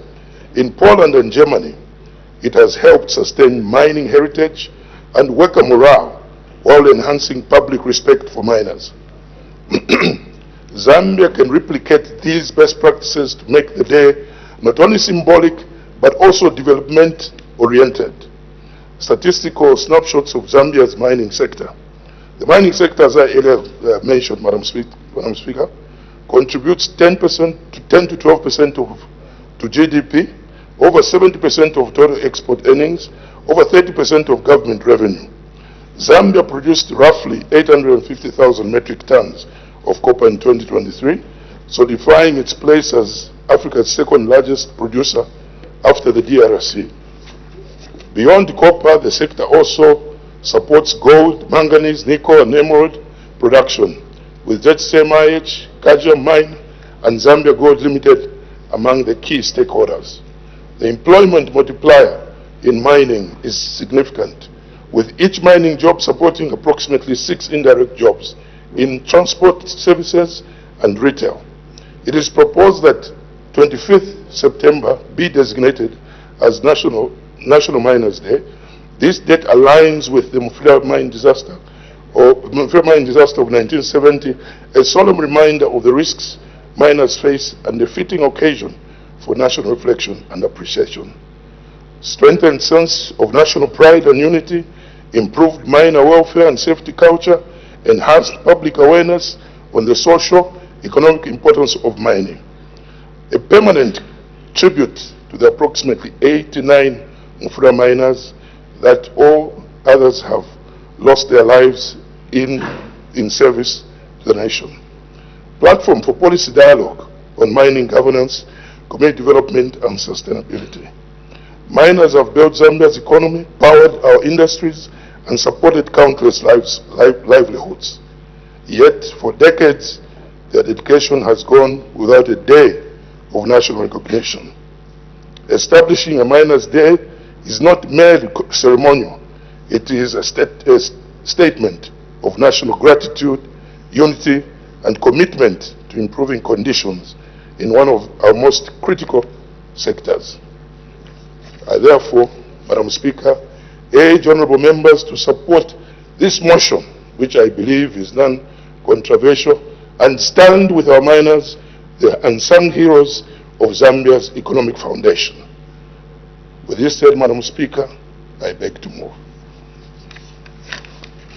Thank you very much. Does the seconder wish to speak now or later? Thank you much, Madam Speaker. I think let me speak later. I thank you. Thank you. The Honourable Member for Chimwemwe. Thank you very much, Madam Speaker. May I thank the mover of the motion. Madam Speaker, Miners' Day is very, very important. As I debate, Madam Speaker, I'm not debating as a spectator, but I'm debating as one person that actually worked underground, understand the risks. I understand the hard work that these miners undergo. Madam Speaker, it is true that they also need to be honored by allowing them to have a Miners' Day. My colleague has already highlighted some countries that actually have Miners' Day and they recognize it. But a speaker like the US, like my colleague said, yes. Initially, it was celebrated because of the disaster that happened in 1907, and that was the Magogana disaster. But through the years, Madam Speaker, it has actually been changed. From celebrating the disaster, they celebrate the work that the miners are put in and the result that come out of mining. Madam Speaker, you will agree with me that the Minister last 2 weeks, or was it last month, the Minister of Finance, Madam Speaker, was talking about our currency, Madam Speaker, having appreciated because of the revenue that we got from the mines. Madam Speaker, those are the same miners, Madam Speaker, that we're talking about. Madam Speaker, as we talk about the miners, we're not only talking about the management at mine, Madam Speaker, we're talking about the underground miner or the miner that works from an open cast mine. Madam Speaker, if there's anything, if anybody's ever gone underground, Madam Speaker, will agree with me that it is high risk. Madam Speaker, that's why the miners are always taught, Madam Speaker, how to be safe. Madam Speaker, they memorize the safety rules, Madam Speaker, because each day you go underground, Madam Speaker, any slight mistake, Madam Speaker, will kill the whole crew, Madam Speaker, and will flood the mine. Madam Speaker, these miners, Madam Speaker, need to be recognized and given a day. Madam Speaker, they're not asking for a holiday, because, Madam Speaker, those that do not know that in production, miners, Madam Speaker, do not celebrate any holidays. Our holidays just on paper, Madam Speaker. They work through holidays, Madam Speaker. All they do, they rotate. Madam Speaker, so all they need to do is, Madam Speaker, celebrate it just like the nurses and the teachers celebrate. Madam Speaker, today we have the teachers and nurses celebrating. Madam Speaker, as they celebrate, they know that as they get their money, Madam Speaker, they walk into that shop, Madam Speaker, it's easier for them, Madam Speaker, to buy that gadget that they need, Madam Speaker, at a reduced price because, Madam Speaker, their currency keeps appreciating. Madam Speaker, that currency that appreciates, Madam Speaker, is because of that miner who is putting on hard work, Madam Speaker, to produce the copper, Madam Speaker, that we export. Madam Speaker, 3/4 of our export earnings, Madam Speaker, comes from the mines. Madam Speaker, that's the miner that we need to recognize, and we need to appreciate what they're doing. Madam Speaker, historically, a miner's job, Madam Speaker, has been invaluably part of our national workforce. Thus, Madam Speaker, we need to recognize them and give them a day. My colleague has already spoken about certain countries like the US. They celebrate it in December. Madam Speaker, we know that in Canada they also celebrate it in August. Madam Speaker, we know that India also celebrates it in May, though they call it Core Day, Madam Speaker. This is all mining. Madam Speaker, as we talk about mining, Madam Speaker, all the mining, most people relate it to just copper mining. But Madam Speaker, that is not true. Mining, Madam Speaker, even goes down to, Madam Speaker, that the cement that we use for construction, Madam Speaker, the person that produces that cement, Madam Speaker, is a miner. Madam Speaker, the aggregate that we use for construction of our roads, Madam Speaker, the person that does, Madam Speaker, is a miner. Madam Speaker, so we have a lot of miners, Madam Speaker, that contribute positively to the growth of our nation, Madam Speaker, to economic growth, Madam Speaker, job creation, Madam Speaker. These people, Madam Speaker, need to be appreciated. Madam Speaker, if there's anything, a miner, Madam Speaker, that works underground, Madam Speaker, the dangers that they undergo, Madam Speaker, is similar to an army officer, Madam Speaker, who is actually in the battlefield. Madam Speaker, because one disaster, Madam Speaker, will claim the lives of every other person, Madam Speaker. That's why, Madam Speaker, that miner, Madam Speaker, what it does to this nation, Madam Speaker, even though we do not appreciate and know it, Madam Speaker, it's immense. Madam Speaker, with those few words, Madam Speaker, I wish to support the motion, Madam Speaker. I thank you. Thank you very much. The Honorable Member for Katombola. Thank you very much, Madam Speaker, for according the people of Katombola constituency to make a contribution on the motion that intends to create a National Miners' Day. Madam Speaker, I want to begin by thanking the mover of the motion and to indicate that the people of Katombola constituency will support the motion. As we do so, Madam Speaker, I want to indicate that the miners have played a very, very significant role from the time immemorial. We will recall, for those who do not know, that the copper was discovered in Zambia in 1902. At the time, we existed as Northwestern Rhodesia and Northeastern Rhodesia until 1911. In 1920, large-scale exploration began, and our people were very instrumental. The miners were highly instrumental in building up this country from the time before we even existed as Northern Rhodesia. Madam Speaker, we want to put it on record that miners were very, very instrumental in bringing out liberation struggles through their founder members, such as Lawrence Katilungu, who were very, very instrumental to bring up this liberation that we later enjoyed. We want to thank the miners, as people of Katombola constituency, for contributing significantly to the nation. The national economy today is thriving and running very efficiently because of the mining industry. We are grateful as people of Katombola that such a motion could come in the time when His Excellency the President has revitalized the recreation of the mining industry through our able minister, Honorable Kavuswe. Very, very able minister, very good combination, Madam Speaker, and as people of Katombola constituency, we are so honored. Today, His Excellency the President and his government has made a very, very visionary target in trying to increase the production of copper to 3 million tons annually by the year 2031. This can only be attributed to the hard-working government and the hard-working miners. The people of Katombola constituency, therefore, are in support of the motion. The major players today, Madam Speaker, that have been very instrumental is First Quantum Mine, Barry Gold, Pani, International Resource Holdings, so many companies that have been instrumental. I want to state, Madam Speaker, that the people of Katombola constituency support this motion 100%. Thank you, Madam Speaker. Thank you very much. Is there anybody who wants to speak against the motion? So should we continue debating? The second of the motion. No, it's not him to wind up. We haven't reached that stage yet. Thank you very much, Madam Speaker. Madam Speaker, like everyone has said, this is a non-controversial motion. As you can see, it's a demonstration of the unity we in the UPND brings in this House. Despite Honorable Mumba being PF and me being UPND, today we are supporting a motion which is beyond politics.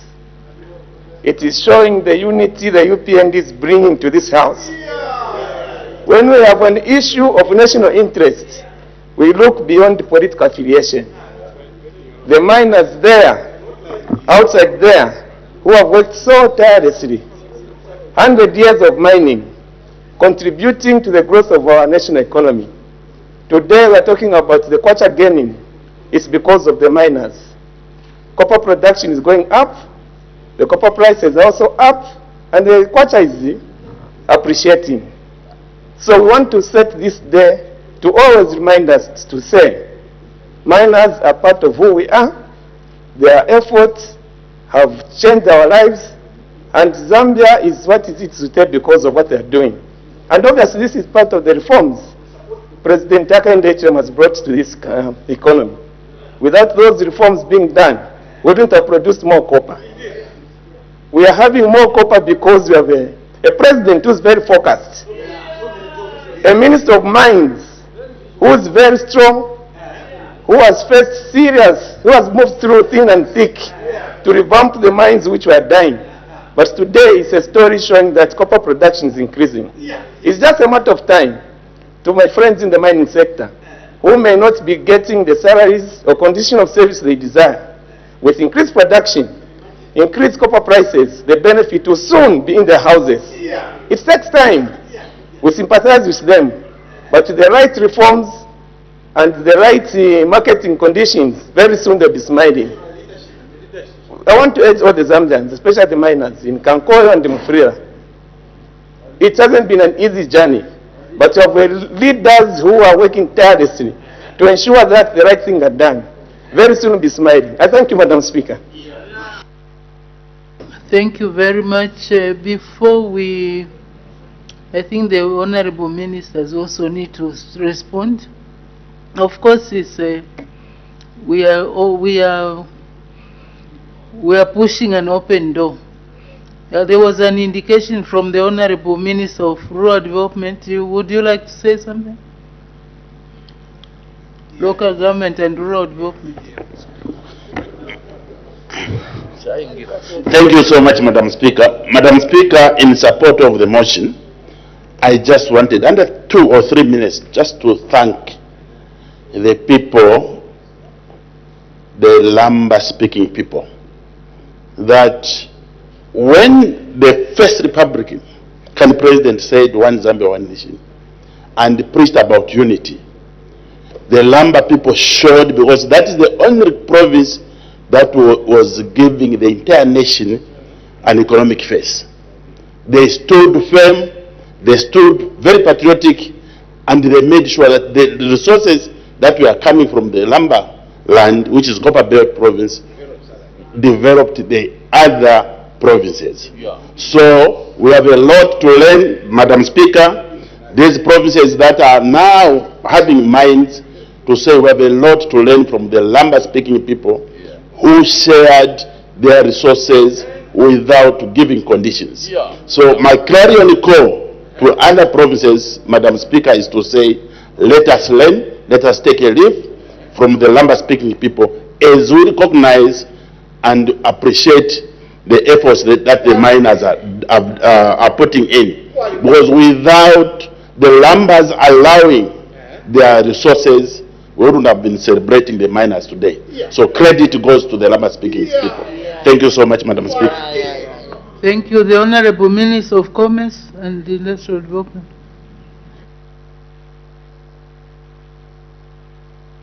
Thank you, Madam Speaker. Allow me to thank the mover of the motion and the seconder of the same motion.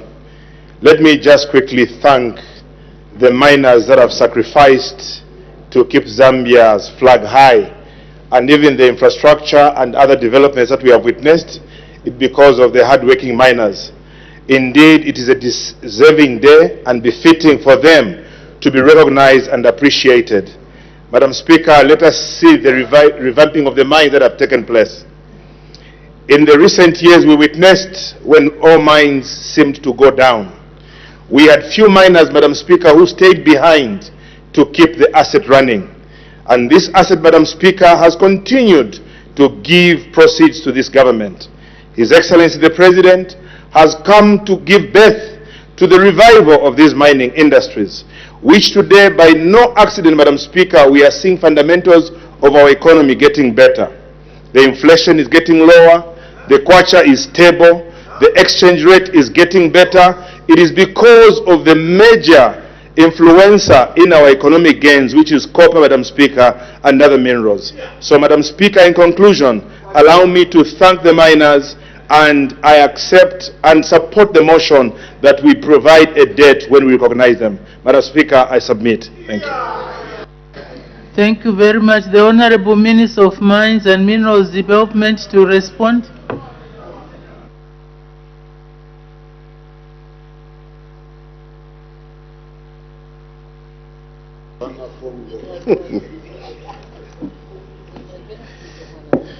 Madam Speaker, thank you very much for giving me an opportunity to respond to the motion that has been ably presented by the Honorable Member for Kantanshi and also ably seconded by the passionate Honorable Member of Kankoyo. Madam Speaker, these are honorable members that have stood with the miners for a very long time when it was not fashionable. Madam Speaker, as government, we want to say we are aligned with this motion. And Madam Speaker, we want to thank the miners for what they have been to this country. When President Hakainde Hichilema took over government, there was total distress, total pain in the mining space. The Copper Belt MPs and Northwestern MPs who were in the mining space dealing with miners after 2021 will tell you, Madam Speaker, the pains that miners were going through. At Konkola Copper Mines, for example, the mine went to care and maintenance, Madam Speaker, and miners stood tall and never resigned. They kept the mine afloat, even sometimes going without pay. And I want to give kudos to the Minister of Finance, who used to come in quickly to avert possible disasters at mines like KCM, which was threatened with being flooded because it was at care and maintenance and there was no money. Mopani itself was on the brink of collapse, Madam Speaker, because there was no capital injection. Riddled with a huge debt of $1.5 billion, going to 1.8 because of interest. But our miners stood tall because they believed in the vision of one President Hakainde Hichilema. He assured that give us time. Madam Speaker, during that period, I was given a nickname that Mr. Soon, because when I go to the miners, knowing that we are negotiating, I always used to tell them, soon things will be okay. And our miners stood tall. In Chidilabombwe, miners, President Hakainde Hichilema is saying thank you. In Chingola, miners, President Hakainde Hichilema is saying thank you. In Mufurila, President Hakainde Hichilema, to you miners, is saying thank you. In Kitwe, to you miners, President HH is saying thank you. In Luansha, President HH is saying thank you to you, our miners, for keeping these assets afloat amidst serious challenges because of wrong decisions made by politicians for political expedience. In Nampundwe, in the past years, in Nampundwe, miners are saying thank you. Madam Speaker, the miners kept that mine of pyrite, which was a forgotten asset. They kept it afloat until a savior came in the name of President Hakainde Hichilema, because he cares for the consequences of resuscitating these mines. When he resuscitates, the consequences that there will be job creation, both direct and indirect, suppliers, contractors. Madam Speaker, as we talk about this Miners' Day, we thank the very patient suppliers and contractors on the Copper Belt, the very patient suppliers and contractors in the Northwestern Province and across the country, some of whom, Madam Speaker, who went years on end without being paid because the mining companies who they supplied at the time were running in the negative. There was literally no money. Suppliers were crying. But they stood tall and believed in the vision of the UPND led by one President Hakainde Hichilema. And therefore he also says thank you, because Miners' Day includes those that are supporting the mining companies to produce. Because if suppliers and contractors are not doing the right thing, then mines will not be able to function properly. Miners won't be able to have, Madam Speaker, what they call impasha. Impasha are tools that they use when working. That is a very important word in the mining sector. Minister tatwakwate impasha, meaning we don't have tools to use so that we can produce for the country. Therefore, we want posterity to remember these miners, those that have gone before us, Madam Speaker, and those that are yet to come, that they be recognized. Those that survived this very turbulent period in the mining space in the country, we pay tribute to them. And also to remind our children and our children's children that for Zambia to be where it is, even in this place, Madam Speaker, when you look at the mess, it is copper coated. When you look at Parliament itself, the building, you see copper all over. It's because of what that miner did in KCM in Konkola. At that time, it was ZCCM, or even before, it was ZCCM. All the copper, the development that we are seeing, and I want to agree and thank the lumber people for allowing that even when mining was done on the copper belt, let development go across the country. Most of the developments, Madam Speaker, the English that I'm using today is because I grew up on a mine, and the school I was going to was supported by the mining sector. Because of my father, who was a miner, going at 06 hours to go and work on a mine so that Zambia can go forward. And therefore, Madam Speaker, we want to give kudos to the miners that have contributed massively. Even now, as we are speaking, I know that my Minister of Finance could be smiling now that we are heading towards the 1 million tons, because we are breaking the psychological barrier which Zambia has never broken since we started the mining. Now we are rushing towards the 3 million tons. This is as it should be, and therefore we want to thank the miners. We want to assure them that this government is keenly following the developments as we increase production, like the seconder of the motion said, Madam Speaker. Yes, we want miners to get more. I'm in talks with the Minister of Labor, Madam Speaker, that we may look at miners in a different space, because working underground, Madam Speaker, is excruciating. It's a big challenge. Madam Speaker, the first time I went underground, I was told before I went underground, when I closed my eyes, then I was told that it's darker than that underground. That's another world. And this guy,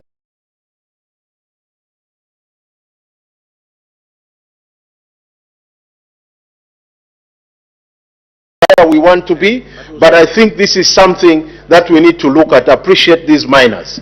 We know it's a day that will not be a holiday, but it's a day that should recognize what these miners have done to be able to bring Zambia to where it is. Madam Speaker, miners were critical components of the independence struggle. We cannot forget to mention Lawrence Katilungu and the Katilungu house that we now have in Kitwe. Those miners and his team played a key role in the independence struggle. One of the movements that the independence struggle used in this country, Madam Speaker, is the labor movement, which is the Mine Workers Union of Zambia, who played a critical role to actualize independence for Zambia. So really, it is actually just normal that we recognize the contribution of the mining sector. Actually, Madam Speaker, as we speak today, 17% plus of the GDP comes from the mining sector. It is the huge backbone of this economy, without which we can collapse. It was showing even the time that UPND took over. The economy was growing at negative 2.8%. When you look around, you could see distress in a lot of mining companies, others packing their bags to go, and the economy was showing. And because we have resuscitated them, the economy is now showing that, yes, the mines are back on track.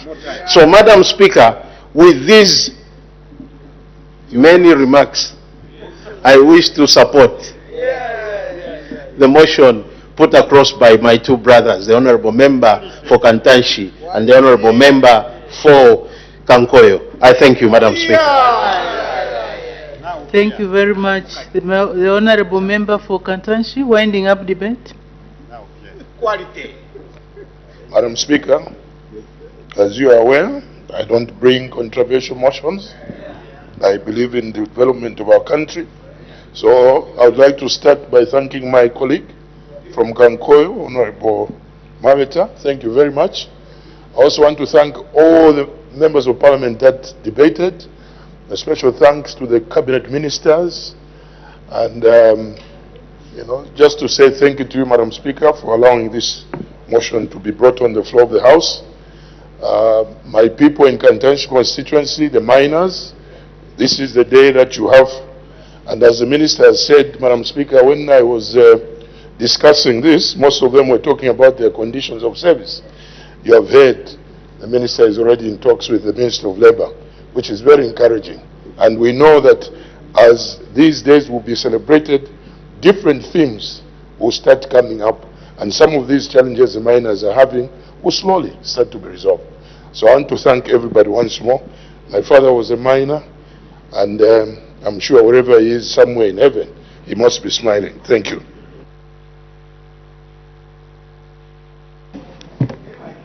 Order.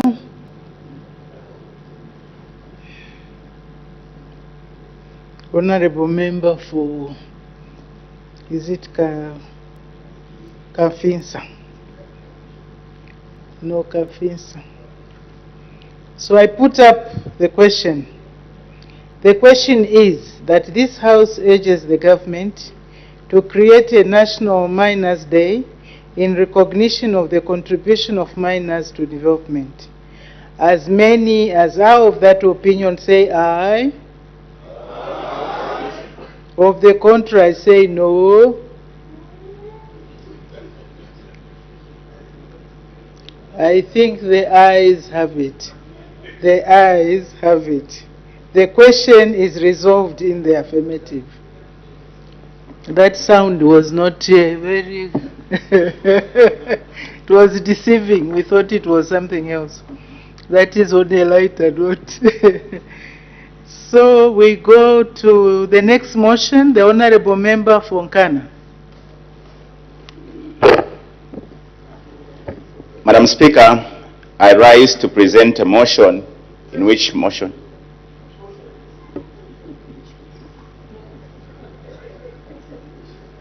All the honorable members, can we allow the honorable member to present his motion? Honorable Speaker, Member for Nkana, concentrate on your motion. Don't be distracted by the others.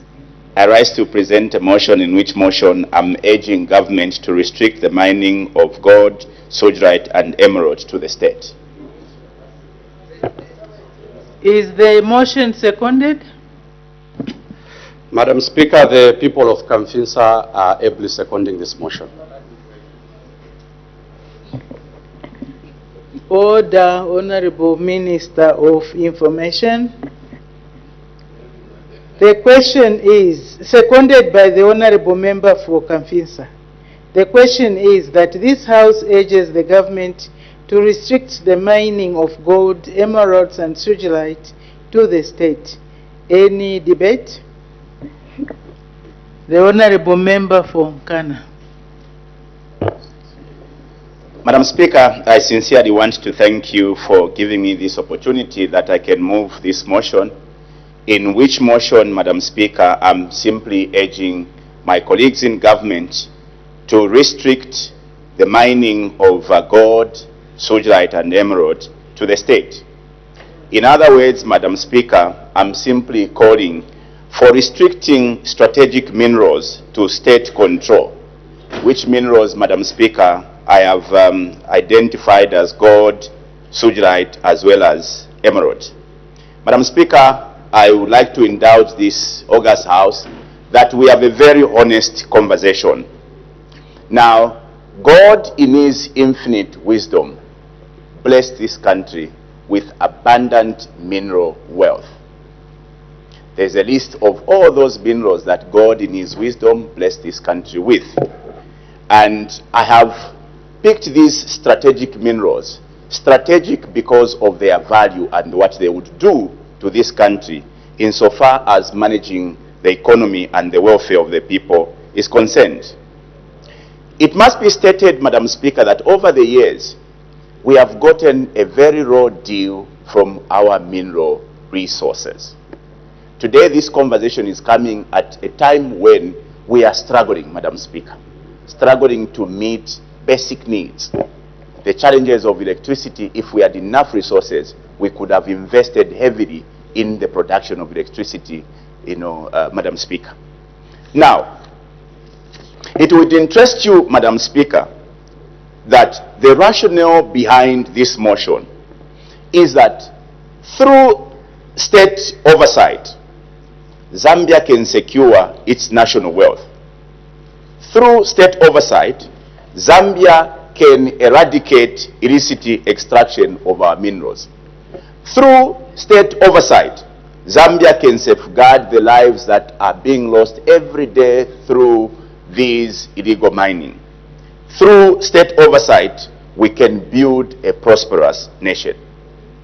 History, Madam Speaker, will tell you that painful decisions had to be made by those that came before us. In 1969, the UNIP government decided against all odds to nationalize mining companies. Partially in 1969, we nationalized most mining companies up until 1973. When you go back to history, this decision was made because government realized that we were getting a raw deal from our mining resources. And so it was painfully decided that we nationalize our mining companies.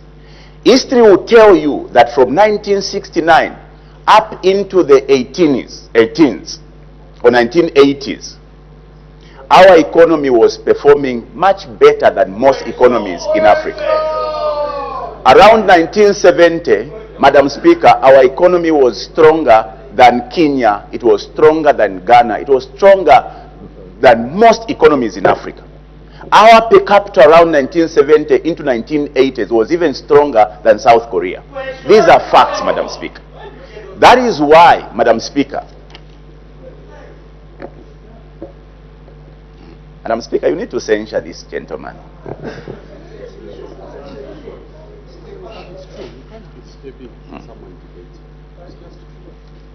Perhaps, Madam Speaker, it will interest this august House. Today, we are not just talking about copper. In fact, my motion is centered on state control of 3 mining resources: gold, emerald, as well as sugilite. The history of gold mining, as an example, dates as far back as 1902. The BSA company started mining as early as 1902, Madam Speaker. The first 20 huge deposits of gold gave us in excess of 2 tons of gold. Our copper mining, of course, started somewhere later in 1908. So we have been a country that has been mining for over 100 years, precisely over 120 years. The question is, how much value have we derived from this mineral wealth that we must continue moving at the trajectory we are moving? This motion, Madam Speaker, comes therefore to urge this august House that perhaps we need to change course in terms of how we manage our mineral resources. Madam Speaker, history will tell you, or available information will tell you, our emeralds, as an example, have become the world's best emeralds, surpassing the Colombian emeralds. Data which is subject to debate will further tell you, Madam Speaker. Hold down. As the time is 16:40, I suspend business for 20 minutes for a health break. Well, thank you so much for still being with us on Parliament Television. Business has been suspended for 20 minutes for that health break. And at the time business was suspended, it was Nkana Member of Parliament, Mr. Bino Mpundu, who was moving a motion that that this House urges the government to restrict the mining of gold, emeralds and sojolite to the House. And earlier on we had another motion which was considered on the floor of the House. Joe, let's look at the details of the motion that has been considered. Yes, indeed. So this motion was moved by Kantanshi Member of Parliament, Mr. Anthony Mumba, titled Create a National Miners Day, that this House urges the government to create a National Miners Day in recognition of the contribution of miners to development. And this one was seconded by Kankoyo Member of Parliament, Mr. Hudson Maveta, and the motion was resolved. So after the break, the House will continue considering the motion, which is entitled Restrict the Mining of Gold, Sojolite and Emeralds to the State. And the Member of Parliament from Nkana Parliamentary Constituency will continue moving that motion. Let's quickly look at what else has been considered on the floor of the House. When business resumed, the House did consider 3 questions for oral answer under Standing Order 80, and there were 3 urgent matters without notice that were considered under Standing Order 142, and the first one came from Mr. Bino Mpundu, Nkana Member of Parliament, and this one was inadmissible, and it was directed to the Minister of Agriculture, and Madam Speaker has ordered the Minister of Agriculture to render a ministerial statement on the 4th of November. That will be Tuesday next week. Yes, indeed, President. So Madam Speaker also did make one announcement in which she recognized the presence in the public gallery of our pupils and teachers from Walusungu Christian Academy in Saka District. And Madam Speaker, on behalf of the National Assembly of Zambia, warmly welcomed the visitors to the institution. The other business has been considered on the floor of the House was question 39, which came from Mr. Simon Banda, Petauke Central Member of Parliament, who was directing his question to the Minister of Infrastructure, Housing and Urban Development. And in this case, it was Acting Minister, Honorable Collins Nzovu, who responded to this question, and he is the Minister of Water, Development and Sanitation. And the member wanted to find out whether the government has any plans to construct the following infrastructure on all public roads countrywide: motorcycle lanes and motorcycle bays. And according to the response from the minister, did say that no plans to construct by government these motorcycle lanes and motor bays, and if so, when the plans will be implemented. Since there are no plans, so this one fell off. If there are no such plans, why? Because these are part of the roads that have been constructed for motorized vehicles. So that was question 39 from Petauke Member of Parliament, Mr. Simon Banda.